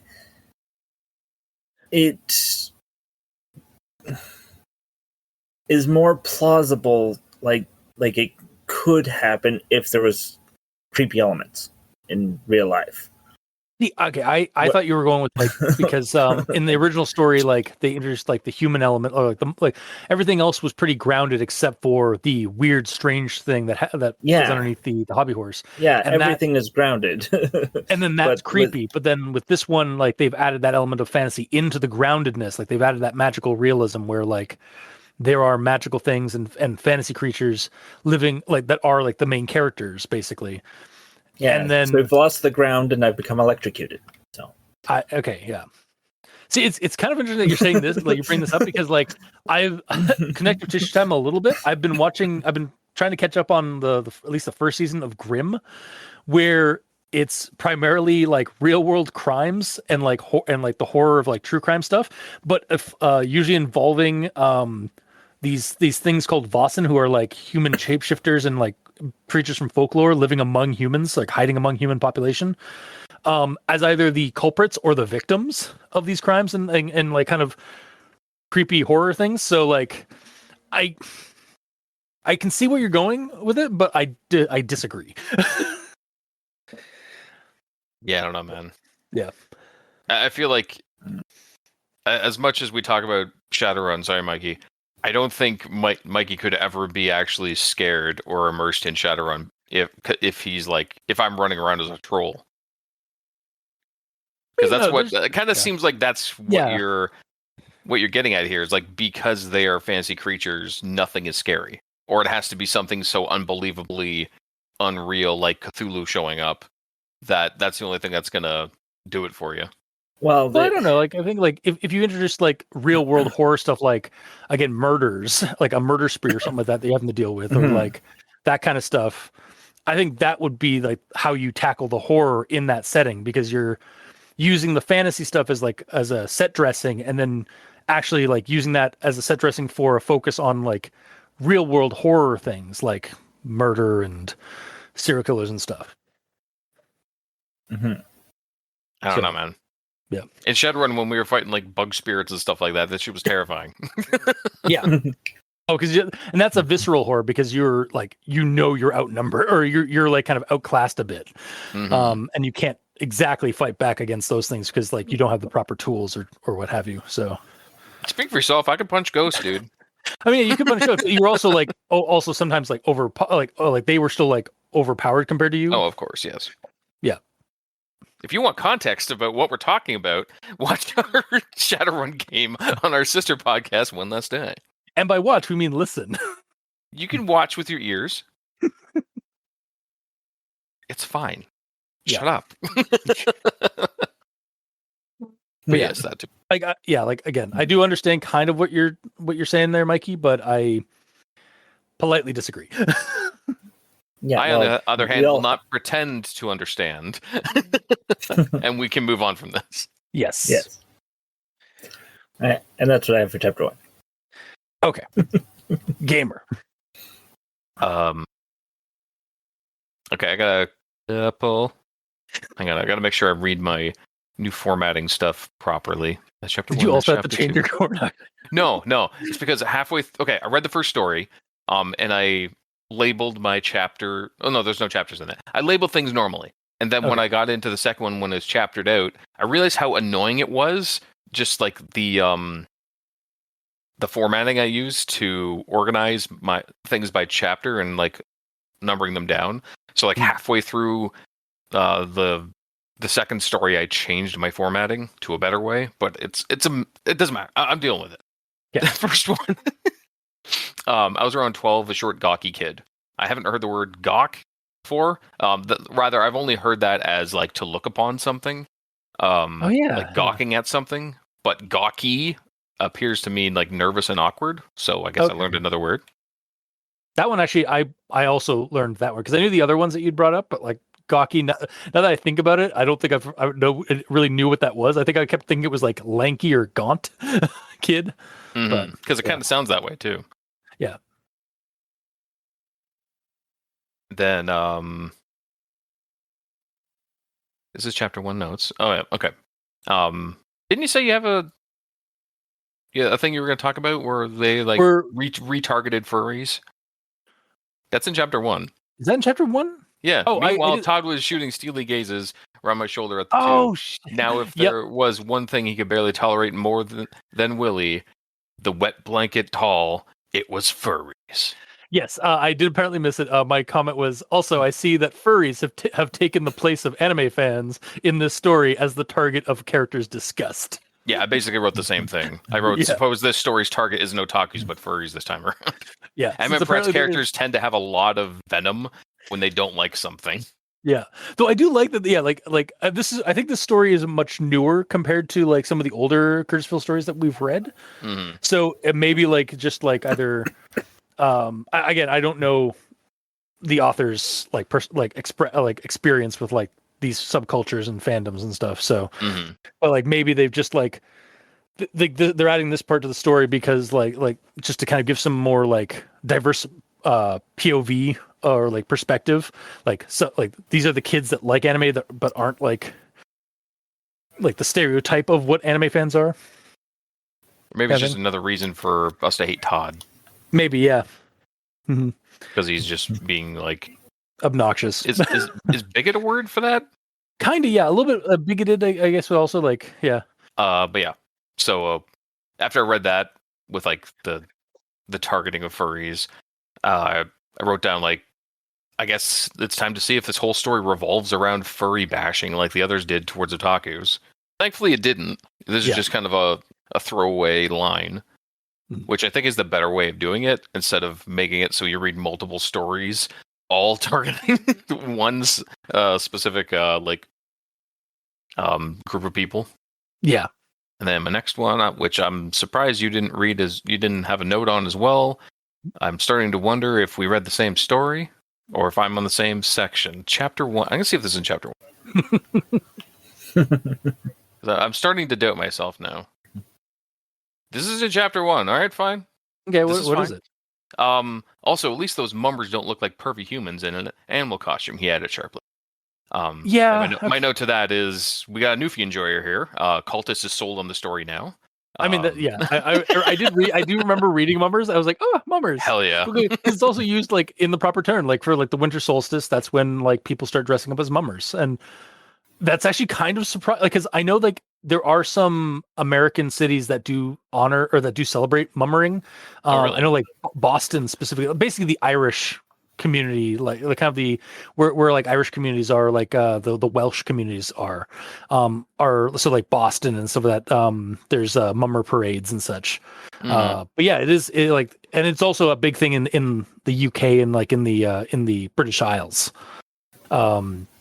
So it's that's where it comes from, is from the mummering down over there, and then like when people immigrated to other places, they brought their culture with them. So. That's cool. I did not know that. Yeah. I've only heard of it through the Newfie version of mummering, so I thought it was just a Newfie thing. To be honest, like I only learned about it in 2017 when I went to visit Newfoundland to find some roots there, like find some family roots, and then I picked up a literal a guidebook from a local like folklorist on all the different types of mummering and stuff like that. Not just Newfie mummering, but like where mummering comes from and like where it's spread out to and such, the different traditions. So nice. Yeah. Also, yeah, that line that I wrote down here as a response to that, of just, we get a Newfie enjoyer here, Cultist is sold on the story now. As soon as I wrote that, I thought to myself, I'm like, wait, am I the Todd of Al Dente Rigor Mortis? I sound as opinionated as he is. No, you are not. I will. You're definitely not the Todd. Okay. Totally Todd. Mikey is the Todd. No. Wow. No, he's the quiet one. Yeah, no, yeah, Mikey. Yeah, let's be fair. Mikey's probably like the Bill. No, he's the William. He's Willie? Yeah, he's Willie? The quiet one. That is actually like smart and knows things. Oh no, he's not smart. Never mind. He's specifically dumb. Never mind. Wow. Drop that. Yeah, way to be the Todd gamer. Oh, I'm sorry. Either way, I'll move on. Okay. Todd's gray eyes lit up. Fishing? How about hunting? His dad had just happened to be an avid sportsman when he wasn't, quote-unquote, headhunting for a major biotech firm, which also sounds like a Shadowrun thing. I think his dad's a Shadowrunner. I think you might be right. Also, like the headhunting in is it done in quotes? Yes, it's in quotes. So, like, it could literally be like headhunting as in like getting like recruiting people for like a corporation like aggressively, or it could be like headhunting like the wet work stuff of Shadowrunners. Yeah, Todd's dad's an assassin, or he at least kidnaps people for a biotech firm. Maybe he brings in quote unquote volunteers. Oh man. Every Curtisville story we read makes me want to run a Curtisville like inspired like game campaign in Shadowrun. It fits so good, and it's even like just south of Seattle, which is like the major like, because it's like it's in like the Pacific Northwest, like in like one of the more northern counties of California, and the major like the main like setting of Shadowrun is generally Seattle. Yeah. So like it seems like I feel like it could fit. Absolutely. Yeah. Sorry, Mikey. I know I will run Shadowrun for you one day, and you will learn the awesomeness of Shadowrun and the Sixth World. Rolling fistfuls of dice and not remembering any of the rules. That is Shadowrun. Yeah. I mean, I did just get that Humble Bundle that gave me everything, like everything. Yeah. For in PDF form for 4th edition Shadowrun. So, and I do have that Anarchy or the Shadowrun Anarchy rules light version at some point coming in, but we should probably continue on with the story before the tangent police show up. Yeah, probably. I think I So hear the Shadowrun's pretty sirens. cool. Yeah. But yeah. Let's see. All right, my next one. Another Todd line. This is weird. I'm going to read all these Todd lines because I keep saying that I'm Todd. But that's fine. This is in regards to them mentioning, like, why don't we just do some fishing? And he says, okay, let's get our asses out there and let's do this shit. Todd grinned enthusiastically, springing up from the seat. I don't think I've ever seen someone so hyped to sit in a chair for 4 hours. I think Like- he was more focused on like hunting. He wanted to hunt over fishing. No, they straight up said we can't hunt. We're going fishing. Okay. Yeah. Like no shade towards fishermen, but like a large majority of it is just chilling, which is nice. Yeah. But I don't really relate that to someone saying, "Let's fucking do this shit." Let's fucking go. Let's Like he just took a line of coke and it's like, yeah. Oh man, that is definitely not the drug you want to take when you're fishing. No, absolutely not. Hence ADR why it's weird. ADR disclaimer: you should not do drugs while fishing or using any kind of like vehicles or boats. Better disclaimer: you should not do drugs. Thank you. Yes. Jesus. I mean, but marijuana's fine. I mean, like it's legal now. it's legal. It's fine. It's legal in our country. Yeah. And other ones. Regardless, I'm done with chapter 1. Okay. On to chapter 2 and its peculiar title: something old and something blue. Yeah, do we know why that is? I don't know. Honestly, I really don't know why. Like, does it mention that the puzzle box is blue or something? I'm just gonna Control F blue. It's probably just going to be the title. Yes, actually, it's both Yeah. titles. The title at the contents and that other title. Yeah. So like because I know like something new and like I know like it's And part it's of the a old take thing on is the something treasure old, map. something new. yeah it's part of something for like a wedding, like something old, something new, something and something blue. Like it's for wedding stuff. Like it's but like I don't know what context is for this. It's weird. It's odd. Is there a blue focus in B-Stars? No, this is after the B-Stars. Yeah, this is after me. This is when they're in the attic looking for the fishing gear, and then they find the map to the treasure. Maybe old Yeah. is the map and blue is the water that they should be fishing in. Maybe if the tackle box had been like blue, or again if the puzzle box had been blue, like I could have seen something like that maybe. But I honestly don't know. Yeah. Mikey, do you have anything on that? Or Nah, I got nothing. well, I guess it'll remain a mystery to us then. Mhm. So I'll continue on with the actual notes I have for the chapter. Oh yeah, because that was impromptu. Todd muttered, studying them. Hey, if those are pinups, can I have some of them? Not a pinup. Willie carefully opened one out of the one out, then narrowed his pale, bespectacled eyes. It's a map. Hang on a I second. wish he said it was a pinup. It is a was a pinup. Wow. Yeah. But there's a map on the back. I'm sorry. Pacific Northwest kids with an old map in an attic. Are these kids from the Goondocks? I'm referencing Goonies because this is a setup for this is literally the setup for Goonies. I mean, the story itself references Goonies. Later on in the story we do get I actually have that in my notes for chapter 3. I'll just bring it up now since you brought it up. So in chapter 3, Into the Woods, my quote here was so the four of us started off, we were just like those adventurous kids in the Goonies or Stand By Me. We weren't a gang because we weren't mean enough, unless you count Todd. Yeah. Man, Todd is just like, yeah. I'm not trying to be cute or sentimental here, but it was really like something out of an 80s movie or a Stephen King book. And I was just like, thank you, story, for furthering entrenching the kids on bikes vibes this story was giving me as well. Like, honestly, there's a lot in this story that was like really pushing it for me to like it. Like, I love me kids on bikes like genre and like that like kind of nostalgic vibe of like a group of kids like going on an adventure or solving a mystery and stuff.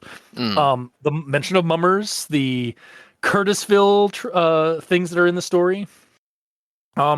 Which actually goes to my next note for chapter 2 about the whole Curtisville thing. So here's the quote. The red and black ink had faded a bit, but the letters and landmark shapes were still clear and familiar looking, for it depicted looking for no, hang on. For it depicted blah blah blah blah. Yes. For it depicted the surrounding area from the Swanwick Forest to the nearby towns between the River Orth and the Glyph Fallout area. So you're saying that this might lead to real life treasure? I asked skeptically. Todd snorted. Well, what else could it lead to? Starbucks? Okay, so It might, honestly, if they happen to build a Starbucks on the ancient treasure spot. True, yeah. I mean, so here's the thing, though. Like, again, I referenced earlier about it was like Pacific Northwest kids because of like, I assume this was in Curtisville because of like how things were going. But then like some of the stuff in here, like Swanwick Forest, I had originally assumed it was it was Curtisville or one of the surrounding region, but Swanwick was one of the locations referenced in some other Curtisville expanded universe stories, being somewhere like more like in the UK or somewhere like in England. And even like the River Orth and like the Glyph Fallout area, I think are fictional locations. So again, like that's sort of up in the air. I was like, honestly, just like the one part of me that was kind of clinging to the notion that this was in the region of the Pacific Northwest where Curtisville was honestly the Starbucks reference, because from what I understand, that franchise was born and infests the Pacific Northwest like Tim Hortons do in Ontario here. So yeah, but Starbucks is also all over the world. Yeah, but like that's where it comes from. Like, so that's basically like the Tim Hortons franchise of like the Pacific Northwest, from what I understand. Yeah. And like, yeah, you're right. It's everywhere else in America, but like, and even here now in Canada. But that's where it comes from. So anyway, yeah. Doesn't belong here. Yeah, no. Tim Hortons should just beat the shit out of it. Get it out of our country. Yeah. I say that not ever have drinking Starbucks ever in my life. So yeah. And you realize that Tim Hortons is also American. Shut up. Now it is, unfortunately. Yeah. It was bought by the Burger King company. Yeah. But does that mean they have Tim Hortons coffee in Burger King? No. It's very likely, honestly. Like if they have coffee in Burger King, that's probably where the same beans. But also apparently McDonald's basically, this is like years ago and also a tangent, so the police are going to be coming at my door. We've been tangenting a whole lot. Yeah. But like years ago, like McDonald's, or Tim Hortons changed their coffee beans because of costs and stuff of that.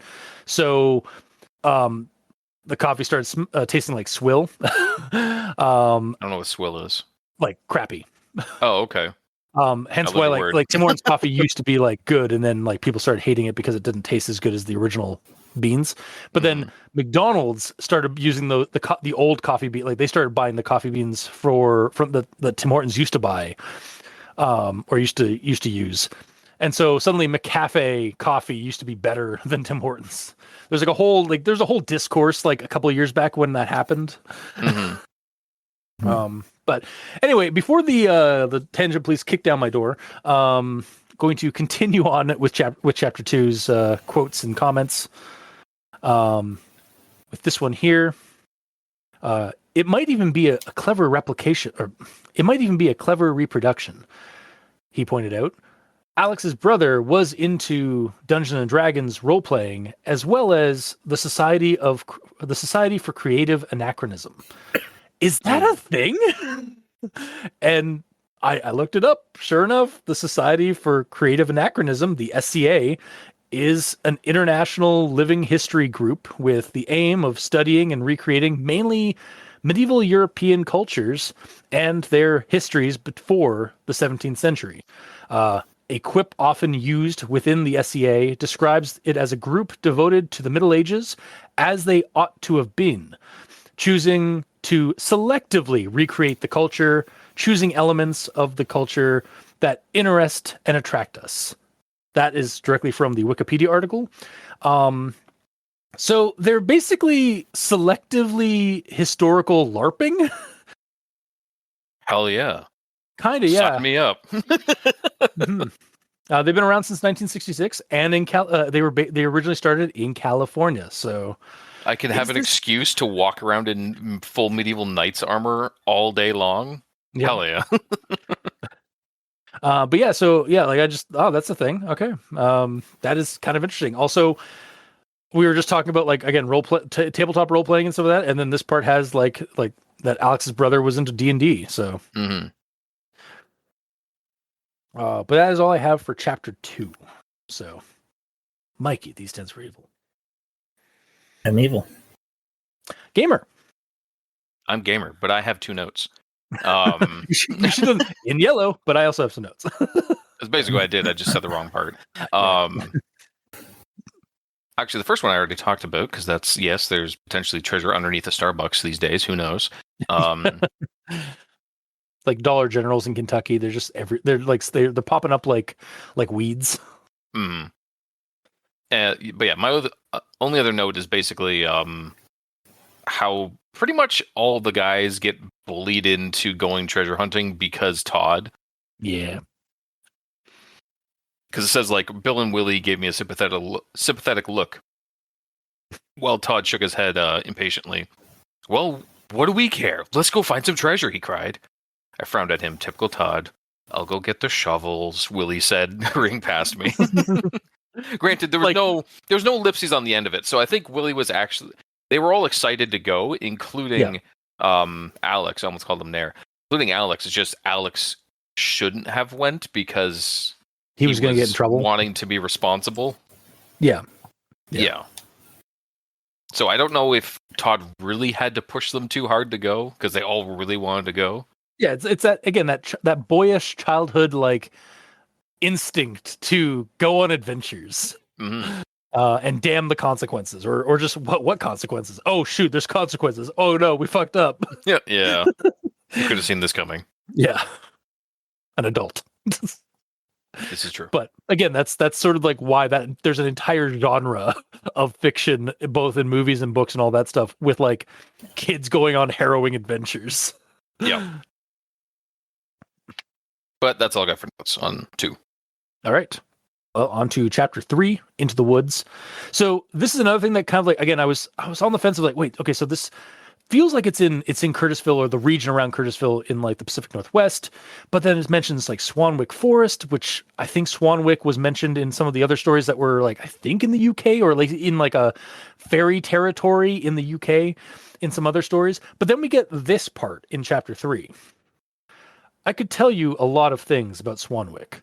I could tell you it was once a big game hunting ground for the rich people back in the 1800s, and that it was the first national park in the area.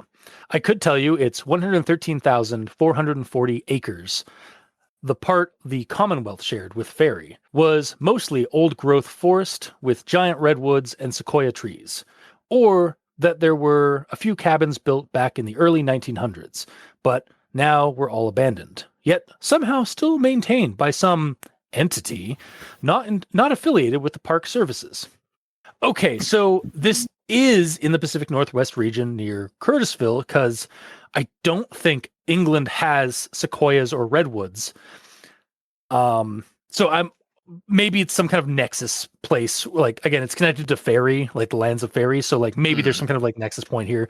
So like there's a sequoia there's a Swanwick in near Curtisville, and there's a Swanwick in England, kind of thing. That's possible. Yeah. Again, so either way, I don't need to go through my headcanon of all these characters talking and thinking that they should be talking with English accents this whole time. No, they're still kids. They're still kids from America. They're still kids. Sorry, I know that there are no children in the UK. I tried to course correct. Caught you though before you did. You didn't let me finish. Sorry.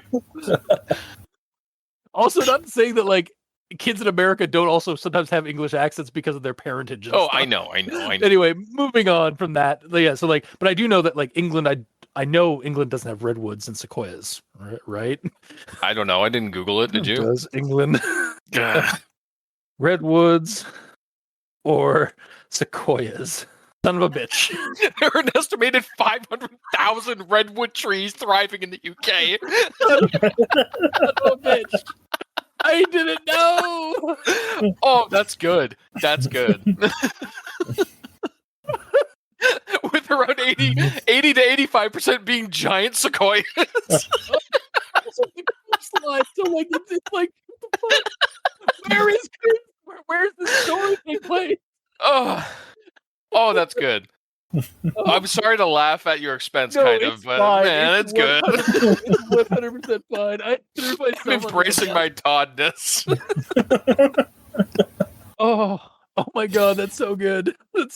Okay, so I'm just really shitty at like geography, apparently. I mean, I didn't know. I had to Google it. Yeah, no, I should have looked. I didn't do my research here. Yeah. That's awesome. Yeah, so yeah, this may not be Curtisville. It might be set in somewhere in England, because there is a Swanwick park in England, though there is no River Orth. So that might be fictional. But back to the actual note here, or back to my second note. Over here. I'm crying. I know, right? Future cultist here. Digging a little bit deeper, I found out that redwood trees were brought to England in the 1850s from the Americas. So they aren't native to the British Isles, though they do have them as a result of this transplantation. Moving on. But yeah, back to my second note on this quote here about the Swanwick Forest and such. I fucking love that there's apparently some entity in quotes, like literally there are single quotes in around entity in the story, not affiliated with park services, but maintain the cabins and grounds. That is the magical realism I love about these stories that are written by M.M. Pratt. I viewed that entity as in like a section of government kind of entity, Oh, not a. No! I don't know who's right though. It could be either. I know. I was like, oh shit, you might be right on that too. Because I was thinking like some kind of like forest god, or like some kind of like Wendigo or Skinwalker. Like I think they even mentioned like okay. Here's the other thing as to why I thought this was like around Curtisville in North America, is because I know for a fact Wendigos and Skinwalkers are a North American terminology. Like, I feel like if they were in the UK version of Swanwick, they would use terms like bogies or puka or something like that. But yeah. Okay. So we can quote unquote safely say that this is in North America. Yeah. But I do, but I do like, so I kind of like the notion that it is like a supernatural entity from the Supernatural Task Force, maintaining the grounds and the cabins of this semi-dangerous forest national park. Yeah, I like that way better than just the mundane. It's just a bunch of dudes in suits doing it. You know. Exactly. Well, it's the Men in Plaid, though. It could be the Men in Plaid. Oh, forestry defenders. What if it's the monster in the trunk? Oh, that's true. Yeah. Though I feel like that's not exactly in the forest. Like they had to go through the forest to the headland, which is the headlands are usually like I think it's like a coastal like beach thing with grassland, or like a kind of like with just a bunch of grasses. Like, oh, I thought this was still in the forest. This part was in the forest. Like this part's talking about the Swanwick Forest. But I mean, where the hobby horse is. I thought no, that was in the forest. No, that's in a headland. Or a headland is I didn't look up what a headland was. I know it from other stories that we've covered with because I think M. Pratt has used it before. Yeah, it's a steep coastal landform of hard rock that projects off out into the sea. So yeah, it's basically like coastal meadows and coastal fields. Like usually has a lot of grasslands, not a lot of trees. Oh, okay. Yeah. So they could have just went around that forest theoretically, or they probably didn't have time. Yeah, and they decided to go through the forest because they were following the map, right? So right. Yeah, they were following the map through the forest and into this headland. So yeah. All right. Where am I? You're sitting at home. You're doing a recording for Al Dente Rigor Mortis. You're fine. Right. So moving on to my next thing here. It was dense inside and filled with towering conifers that seemed to lean in close to whisper dark secrets to one another. Hey, would you get a look at those peepsqueaks? Yeah, they are so totes dead, right? Hell yeah, they're so dead. But they better watch out for those other creatures that lurk in the forest. Yeah. That's in my head. That's what I was thinking. Like that, and that could legitimately happen in in one of these stories. Or like, yeah, no, like that isn't like a metaphor of like how close the trees are. They're legitimately whispering above, talking about what's going down on the ground floor. I could actually see that happening. Also, I have a note that's similar to that using a different quote. Okay. Regarding them walking through the forest and regarding the animal life around them, says small flying insects, tiny songbirds darting through the dense undergrowth, squirrels and stellar jays scolding them from the canopy. Literally scolding them and in English to get the fuck out. You clods, get out of here. Yeah. But yeah, I also love the description of scolding them from the canopy, even if they aren't speaking English, which they probably aren't, but they could in this story. Yeah, they're probably just making noise. But yeah, just as the descriptor of squirrels yelling at you. I love that. Yeah. Here's another one that I love. Another thing that from the story that I love, like as a quote. So it goes through. It's like, I don't like this man, Bill muttered. I think we should go home. We should go on home. Sounds like a Skinwalker or Wendigo meeting. Yeah, I think so too, Willie agreed. This whole quest thing seems poorly planned from the start. Oh, come on, guys, Todd cut them off. It's just a bunch of coyotes. We'll be fine. So we kept going, determined to reach our destination and to prove to Todd that we weren't of poultry ancestry. And I kind of love that term. Yes, absolutely. Not being of poultry ancestry. Like, this is such a again, a point in the direction of like this is in the England version of this region, but like it's a classier way of saying chicken. Yeah, like you chicken. Like I am not of poultry ancestry, sir. It is a way more fun way of saying it. Yeah. Also, I liked earlier how you're like, it's probably just a meeting of Wendigos, and it's like cut to over there in the forest. A bunch of Wendigos are sitting in like at a table, like there's like a PowerPoint presentation going on. One of them showing them shit. Yeah. Yes, absolutely. I was thinking you went with like a PowerPoint meeting. I was thinking like, oh, they're just like having like a poker game. Like they're just meeting up and having their weekly poker game. Okay. Yeah. Mine was basically to discuss how they're going to patrol and murder everyone more efficiently in this area. That works too, honestly. That's I like that. And then we get to this quote and comment here, which I think you may agree with me on. Who's you? You, gamer. Okay. Because it just deals said with you again. That's gonna slap you. I was gonna walk to your house and slap you.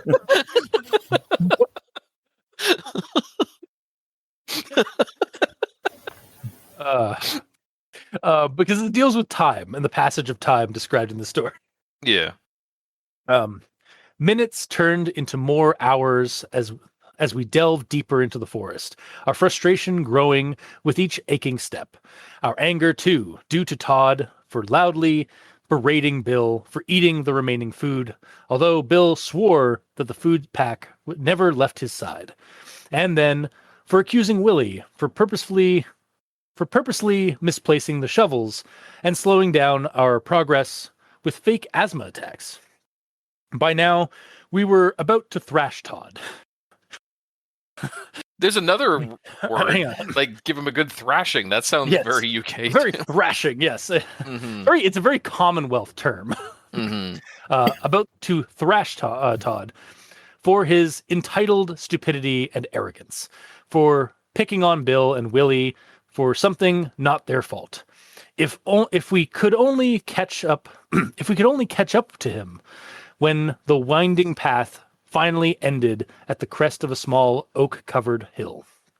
So I kind of wondered at this point, like reading this part with like minutes turned to hours, and I was like, if it was truly hours, or if it just felt like that, like since these woods have some kind of weirdness to them, like maybe it feels like they're walking for hours, but it's only been like really minutes, or again, kids just embellishing or Alex just embellishing it for the story. Like, well, we minutes turn to hours, but then later on we do get like the hours literally have passed for them. Yeah, so. they've been out there for hours for sure. Yeah. Also ditto. You do your also first. okay. Also, fuck Todd. He's being a real clod today. Yeah, damn right. I'm surprised they don't just ditch his ass in these woods and just go home. Leave him for dead. Yeah, like again, not like actually advocating that in real life to like just ditch your friend in the woods and like leave them for dead, but like for the story, like it's just one of those things like, yeah, why are we friends with this asshole? Yeah, and like because there are some things that he does in this story that our Todd does not do. this is true. Like our Todd has more of a heart of gold than this Todd. Mm-hmm. Our Todd's accidentally. Yeah, kind of. Yeah. Yeah. But yeah, like again, like he would. I don't think ours would ever accuse somebody of like having a fake asthma attack. Like No. that would be like, shut the fuck up. Like Yeah, absolutely.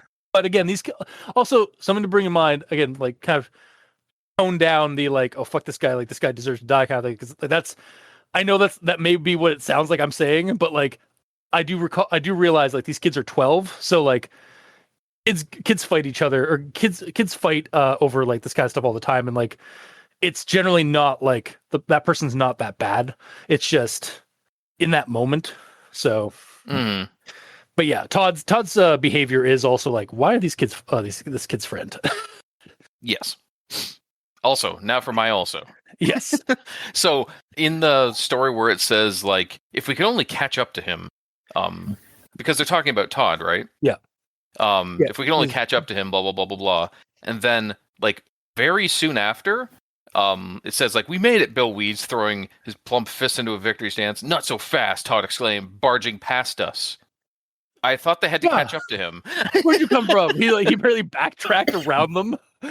Oh, right. They were questioning what the fuck like with him because he like went way ahead and like scouted some stuff and like showed up again. Is that what that is? I think that's what it's insinuating. Yeah. Oh, okay. When I first read that, I'm like, what the? I don't understand. Yeah, I get it. Is there anything more for that? No. Okay. Then I'll move on to the next thing I have. Oh yeah, this is actually a good kind of segue for what you were just talking about, because I think I go for continue on. Well, let's get the okay, that's a grammar acquisition. Well, let's get the river first. Get him, guy. Get the river, guys. Hold it down. No, well, let's get to the river first, Todd suggested brightly, and we'll think about it then. What's there to think about? Bill threw me a panicked look. I mean, Bill threw me at Todd. Oh no. Sorry. Bill threw me a panicked look.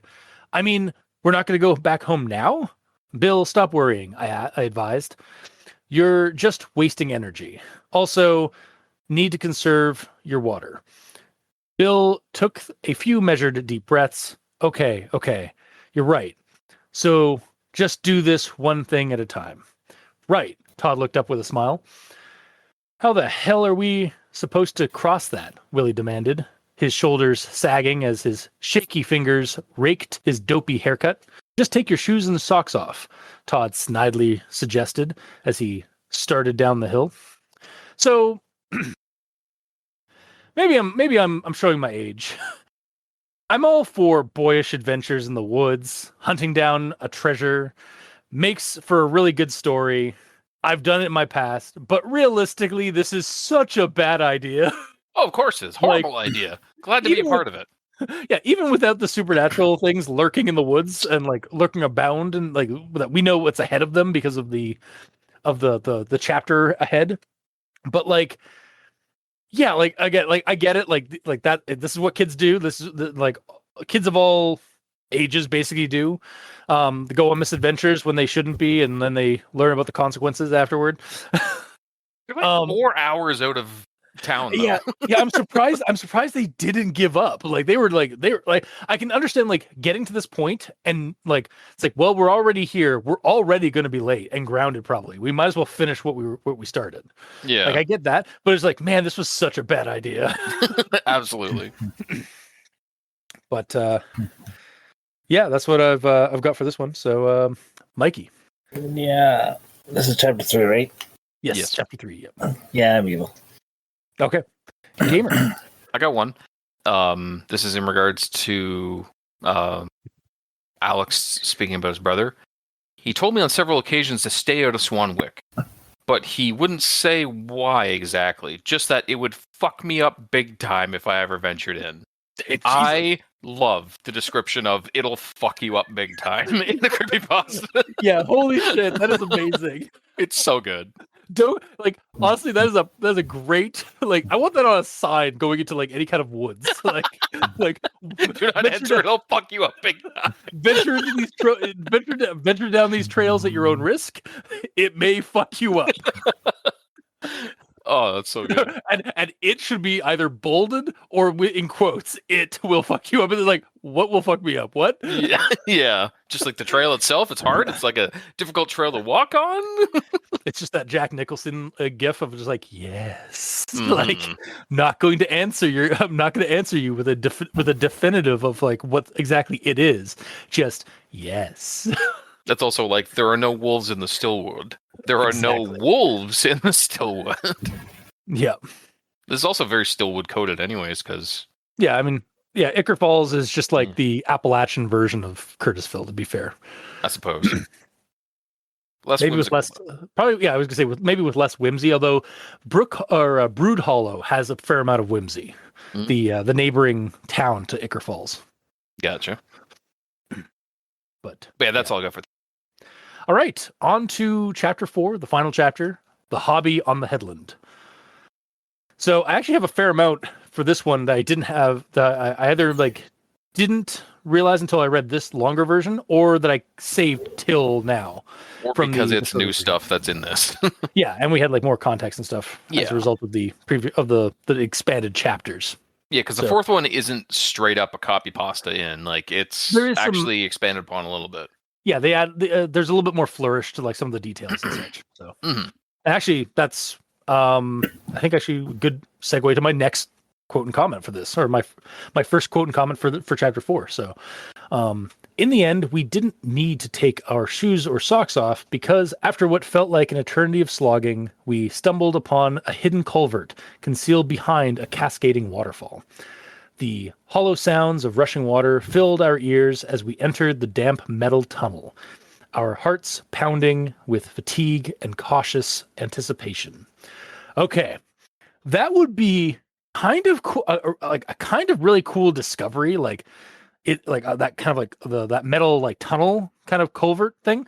It's the kind of tunnel that I think is shown in like the Marble Hornets videos.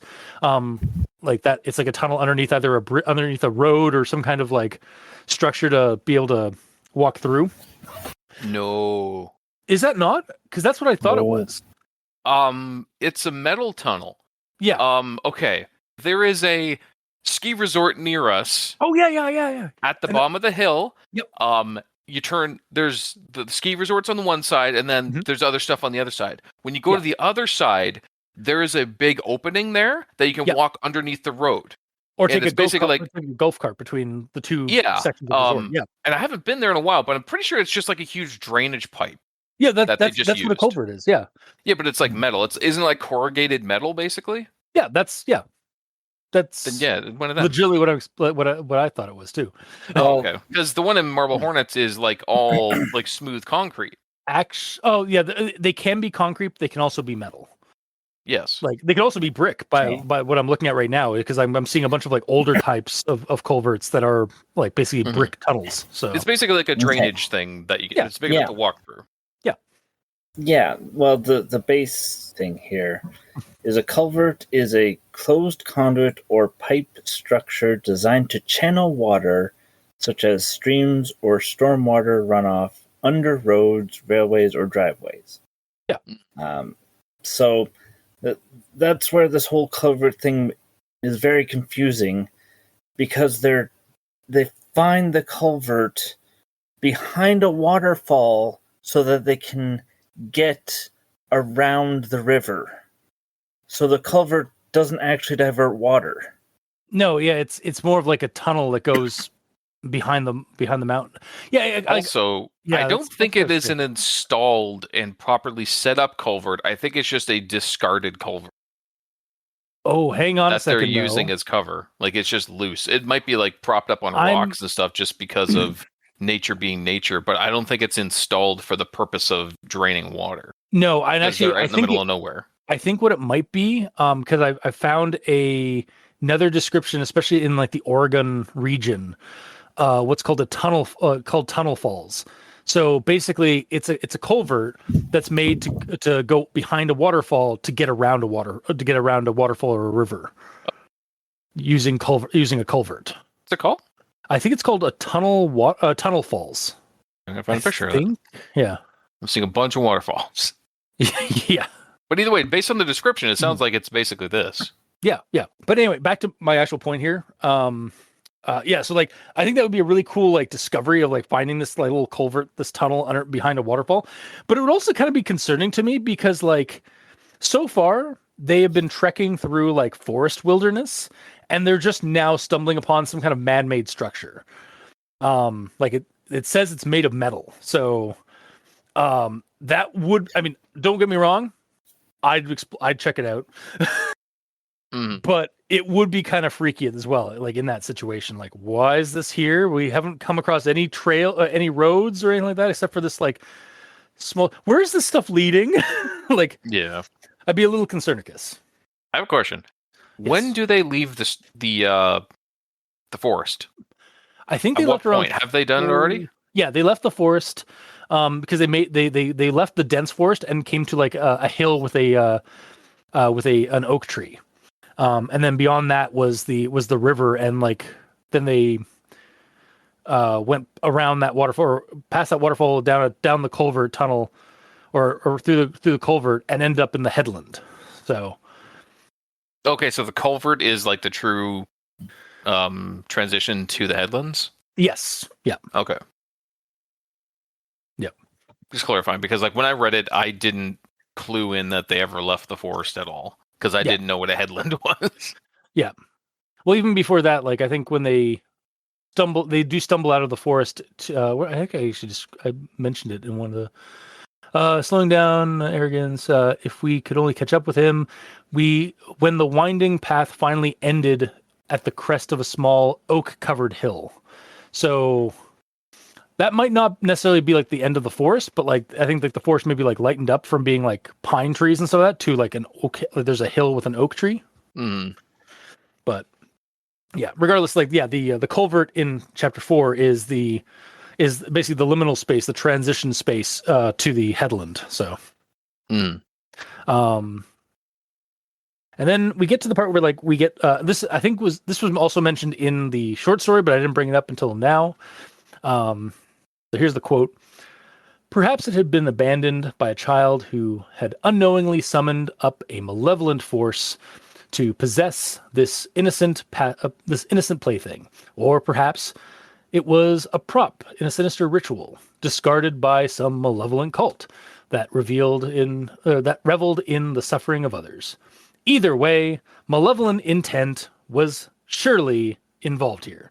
Perhaps there was a malevolent creek nearby. So I just like the double use of malevolent. Yeah. That. Me And too. There It was is like a river nearby. democracy was calling every time I read that. Exactly. Yeah. Yeah. We are all hell divers here. So That's true. yeah.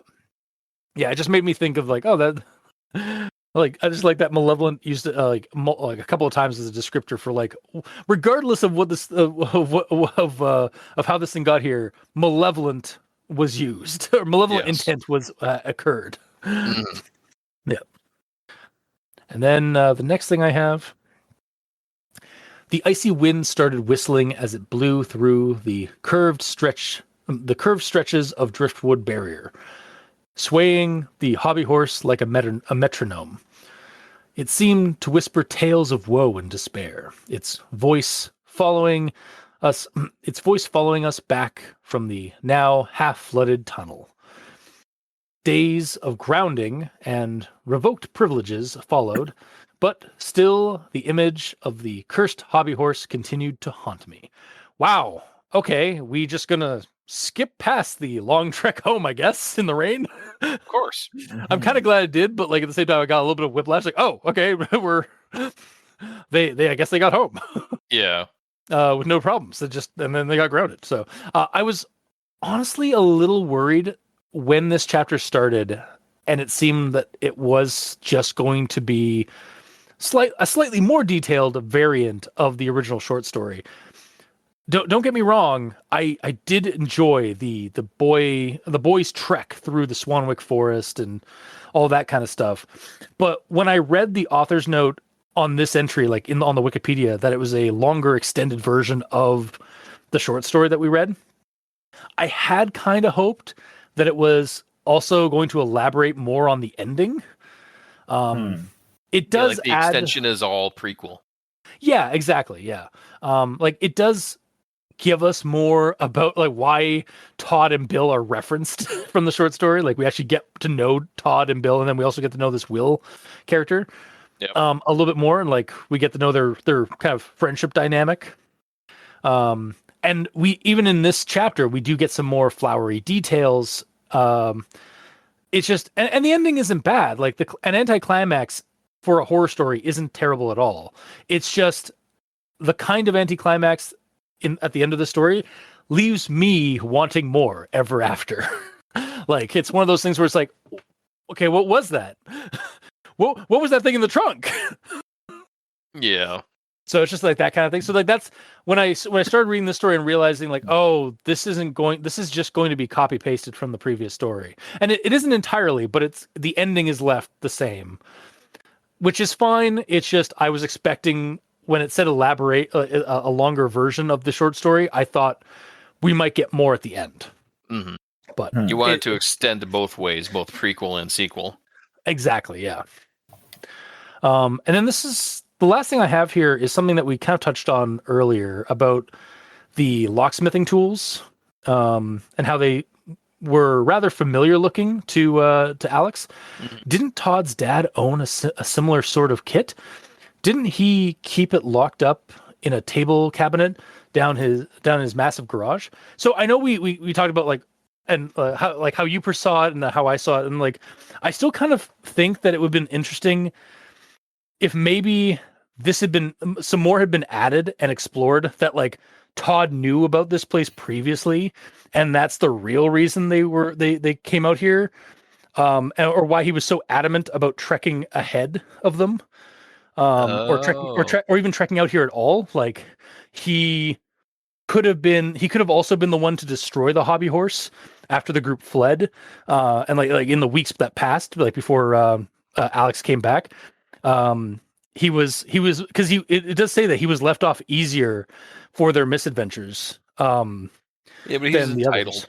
Yeah, exactly. Yeah, he's entitled. That's what I mean. Like he could have like gotten out earlier than the others. So he could have come back to do the deed. Like again, smash, like kick around the spiral and smash the hobby horse, and then maybe found some way into that chamber underneath where the hobby horse had been. Maybe not necessarily like dug it up, or like maybe found some other way, like because it doesn't really describe like how else did like does anything live in there except for like unless there's like another tunnel somewhere. But it's a creature. True, yeah. Have to be explained. Yeah, it could also just be a tomb. Yeah.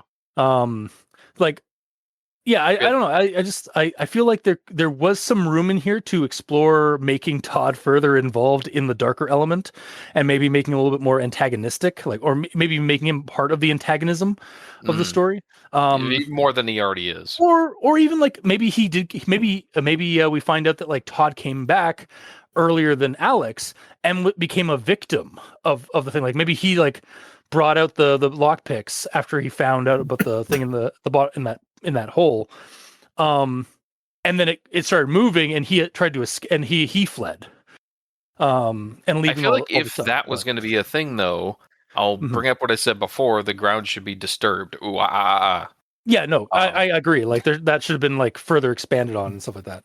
Yeah. Mm. Or like you Well, were like- saying, like maybe the thing in the things down there like reversed, like kind of like reburied itself because like it didn't want anybody to know about it. But Mhm. Or the other way, that is how you started describing your last note, is basically Todd or Todd's father, but regardless, Todd knows of it, knows of this area, and like they buried him ages ago. They buried this trunk. yeah, So like it or could have been buried for 10, 20 years. And the reason that Todd wants to go with them is because A, treasure, if there actually is treasure, and B, he realizes where, like the direction where it's going to be, and if Yeah. they are going to be stumbling near that, he can direct them away from that if the treasure is actually somewhere else, but he can keep them away. I also just realized we're missing another option. Todd told his parents about what happened, and Todd's dad knew about this place before and went out here. Not so Todd is not like involved at all. It's actually Todd's dad that comes out Yeah. here. Is that kind of what you were getting at, or am No, but okay. I just thought it would be interesting, isn't that Todd's dad's like lockpick? It's like, again, it would help center on like why like Todd's dad's lockpick is here, Mhm. like and he is an elf because Todd's an elf, so like maybe they buried something here, like they or 100 like years ago. yeah, and he came out here, it's like, oh, make sure the wards are there, and like, or maybe he's like, oh shit, I gotta see if it's still in the trunk, and then he get down there, and so, again, there's some stuff that could have been explored or added on to like make like kind of clarify exactly what was going on with some more environmental storytelling, but It did say that when Alex was digging, it seemed like the ground was resisting him. That could be Yeah. because the wards are like dispersed, but they're still there. Mhm. Because like all the stuff on the top, like the spiral stuff, is all been dispersed and messed up. That could Yeah. have weakened it enough that you can get in. But again, that doesn't explain how they got in without digging the place up, because Alex had to dig it up. well, I mean, clearly his dad, like after he was done like getting down there, he came back up and stone shaped or earth shaped the ground so that it would reset. But Shockingly plausible. You laugh, but it's plausible. I know. Also, I was trying to use something that wasn't Shadowrun. Sorry, Mikey, but I know Yeah. Mikey knows D&D, so I thought stone shape or earth shape might be more or might be more inclusive. Yeah, for sure. So you're Or welcome, there's Mikey. just like, or maybe Sorry. just okay. When Alex went in there, he didn't explore that whole area. The other side of that room there could be a caves like network, and you could just probably walk in the other side. Yeah, especially since this is a headland.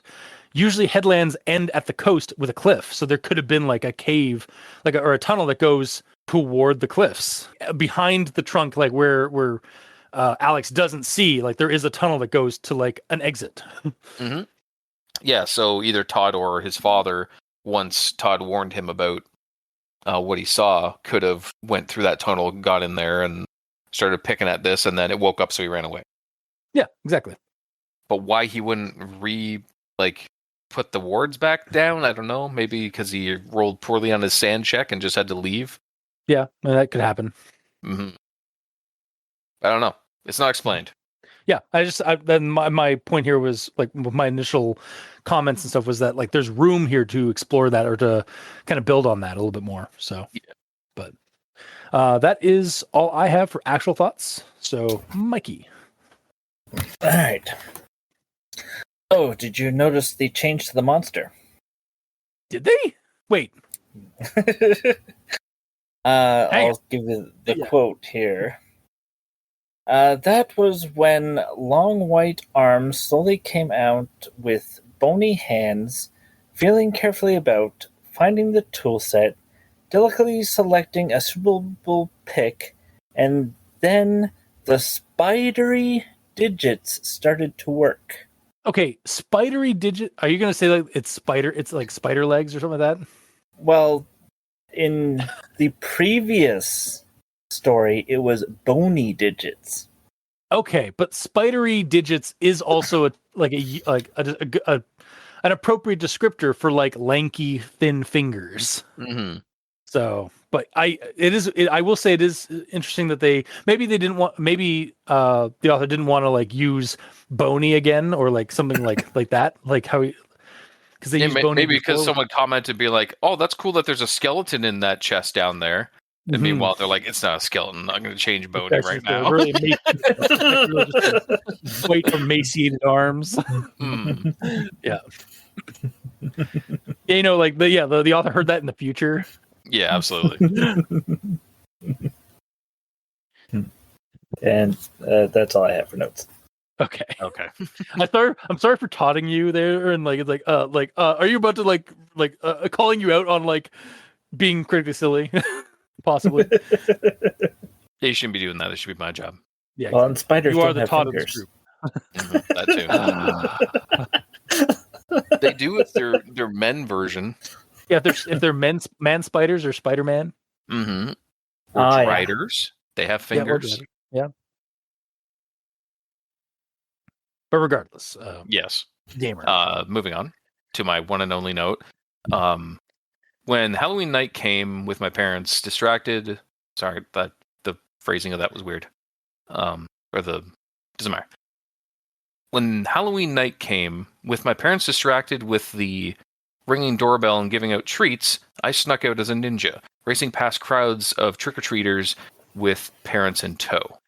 I like to think that he was literally dressed as a ninja while doing this too, because it's Halloween. Yeah, exactly. Yeah, like that is both. I like to think that is both the action or an action descriptor and what he's dressed as. Yes. Yeah.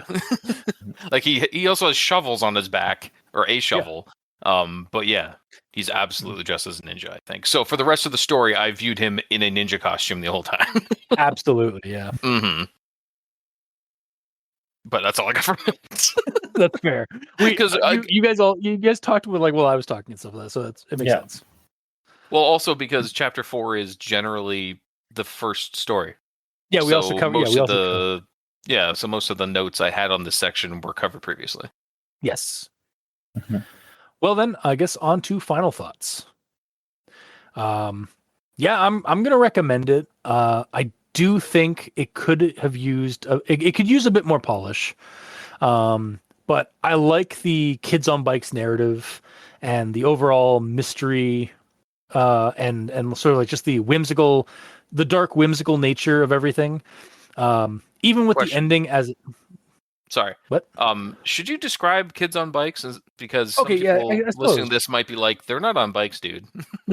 Kids. When I if you've heard me say it before, and like in this episode specifically, kids on bikes is a genre of fiction, stemming generally from the 80s, and even the 70s. It's basically that genre that like the Goonies, the Monster Squad, Stand By Me, the story, the stuff that's referenced by the author in this story. Yes. It's basically a group of kids going on misadventures. Often bikes are involved because as kids, that is your main source of fast transportation. Yes. So it's like, mount up, kids, bicycles. And just like taking your bikes. It stems from E.T., the extraterrestrial. You're welcome, RPX Adam. From that movie when like the kids are like mount up on their bicycles and are chased by cops through the subdivision. Like that's where I think it stems from. But yeah, it's that whole genre of fiction where it's a group of kids going on misadventures, whether it be in horror or fantasy or slice of life stuff kind of thing. Yeah. So is Stranger Things a kids on bikes? Absolutely. Okay, I've never actually seen it. I know it's awesome. Yeah, but Stranger Things is absolutely kids on bikes. There's probably scenes where there are probably scenes when they are kids on bikes, literally. Every season. Oh, every single season. Okay. Literally every season. They're always on bikes. Yeah, literally every season. There's in the later seasons, they start using some cars because a couple of them are old enough to start using cars. Boo. But some of them also use like even when they have cars, some of the squad like divvy up and are on bikes. So okay. Yeah. So that's what I mean when I'm saying kids on bikes as a genre or like as a descriptor. So yeah. Again, I love that narrative. Like that's going to win me over. The story references mummers, which was fun. And again, like I liked the overall mystery and like the whimsical magical mundanity of Curtisville stories, of M.M. Pratt's stories in general, because they're not always in Curtisville, but they always seem to have some kind of magical realism to them. And even with the ending as it is, it doesn't bug me too much. Like, I can get over like this sort of like Lovecraftian anticlimax ending where like the character flees from the horror and wakes up with a popsicle stick in their mouth, like in a hospital or in safe care or being rescued. Like, and we don't get there's no explanation as to what happened, like what that horror thing was. Like it was just like a fleeting horror thing that happened. Like, that's fine. It is a tropey ending, but it is an ending that is can be satisfying. And even here, while I wanted more, I am still semi-satisfied. So it's not enough for me to not recommend, or even partially recommend. I would recommend this. It could use some refinement. But everything can be done better. We can't all be Who Was Phone. Even though this story does have Who Was Sound. Yes.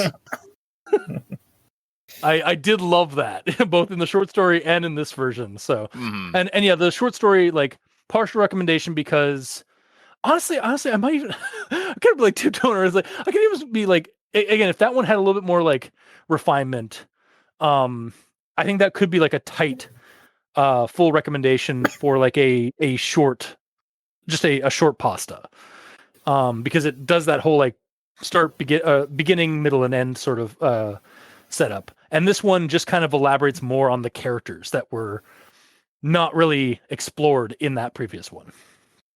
So, and how they got to the Headland in this story. So yeah, brass tacks. I'm going to recommend this. It's a fun little kids on bikes excursion. Also, just because we kept talking about kids on bikes, it made me think of Sotaru,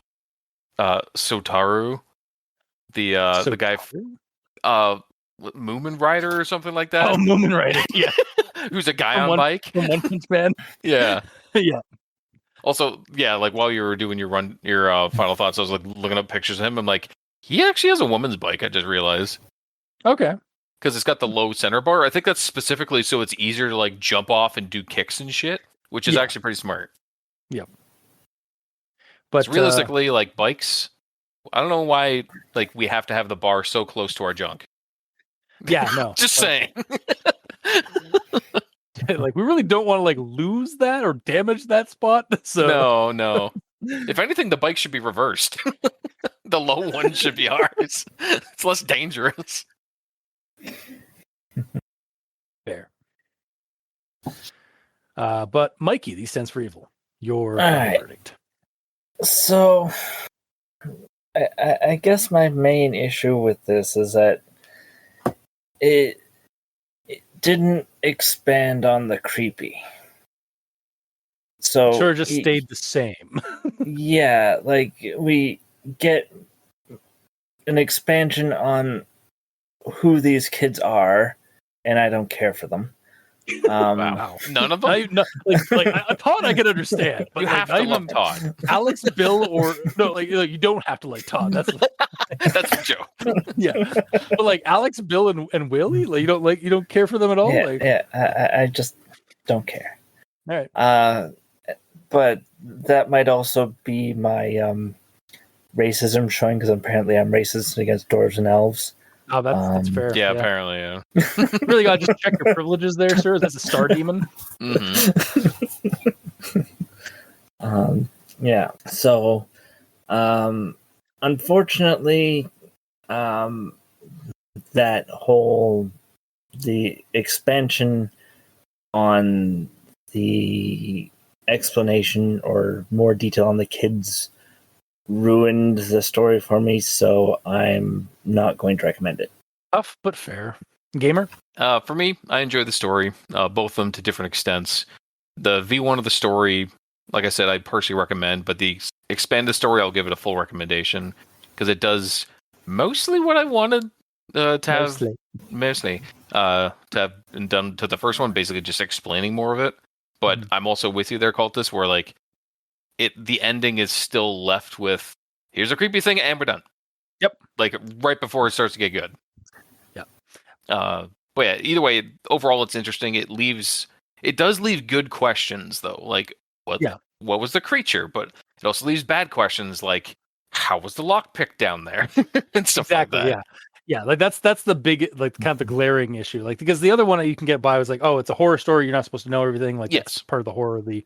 But it's like, why were those lockpick there? Like, was he just like, oh, I recognize that kind of like, that brand of lockpick because that's like the one that Todd's dad had, or are those actually Todd's dad's lockpicks? They have to be, because he specifically said they look like Todd's dad's lockpicks. Todd's dad puts them in a locked container, like in his house, so only Todd's dad can have them. They get here. I wonder if Todd's dad was here at some point. Yeah, exactly. It's like, I wonder how they got here. It's like, yeah, story. I wonder how they got there. Anyway, so horror happens, and then he runs. It's like, yeah. But yeah, either way, the whole like 3/4 of the second story is set up, honestly. Yeah. And you get to know the characters that are all lovable characters that I enjoy, all of them. But because there was so much time put into all that, it made it seem like the story was going to end with one or more of them dying, specifically honestly, Todd. I think that would have been that might have elevated it for Mikey. Because I was also kind of expecting one of these kids to die, and they just got grounded. Yeah, because the story wants us to hate Todd so much. So, like, he was the character where it's like, he's the character in a slasher movie. When you see Jason run up to him, you're like, yes! Yeah, exactly. But also, like, also, I could also make the argument that, like, killing off Will or Bill. Wow, those names are like way too similar. Yes, but, absolutely. Will or Bill would have also been really like effective emotionally because like they got rid of Will, this story would be so much sadder. Yes, absolutely. And Bill too. Like, yeah, also Bill. Like, yeah, Bill as well because like we know that he's got a mom that like dotes over him a little bit too much. So because like if both of them died and Alex and Todd got out, but like Todd was like a changed kid after this. Yeah. Like that would be kind of good. A redemption, maybe not a redemption arc, but like again, like like he was kind of snobbish and asshole, but then like his friends died and he actually like showed his true colors. Like he actually isn't that bad he actually didn't want them to dead. No, and like he was trying to help them as he was like murdering them in one way or another. Yeah, exactly. Like I think that could have been like a good part, like something that could have been explored. Yes, but it wasn't. No. But regardless, I still enjoyed the read, so I would still recommend it. So yeah. Mm-hmm. All right. So I guess for the longer version, 2 recommendations and 1 non-recommendation. Yet another tale into the M.M. Pratt, Curtisville expanded universe of stories of magical realism and whimsical horror. And that'll do it for this week's episode. So if you like what you heard, or if you didn't, leave a comment in the comment section below, wherever this gets posted. Some of us are on Blue Sky. Mikey is at the E stands for evil, and I'm at Review Cultist. You can also send us emails at aldentebrigamortis@gmail.com. That's ALDENTERIGAMORTS@gmail.com. Where you can also leave us suggestions for other creepypastas, SCPs, spooky things. You creep it, we'll peep it. Yeah. And if you'd like to help support our show financially, you can go to Patreon. We have special episodes, early access, and extra content. To all our patrons helping support the show, thank you immensely. You're helping keep those hosting bills at bay. And as always, we very much appreciate that. Seriously. And to our listeners and the authors of these stories, thank you immensely, because without your listenership, it'd be like screaming into the void. A fetid, stinky void where pale hands start coming out of and trying to like unlock a chest and stuff. And if you didn't, yeah. And where am I on my notes? Void. Control F void. Yeah. And without your authorship, writing and posting these stories on the internet, we really wouldn't have much of a show because we'd have nothing to talk about. So thank you. Now's a good time to mention that we are a part of a podcast network, Crit in the Night, an actual play and creepypasta podcast network. We're there alongside our sister podcast, One Less Die, and our cousin podcast, The Role Playing Exchange, for things that go crit in the night. Until next time, I have been your host, Review Cultist. I'm Mikey, the E stands for evil. And I'm the gamer in yellow. And this has been Al Dente Rigamortis. Sleep well.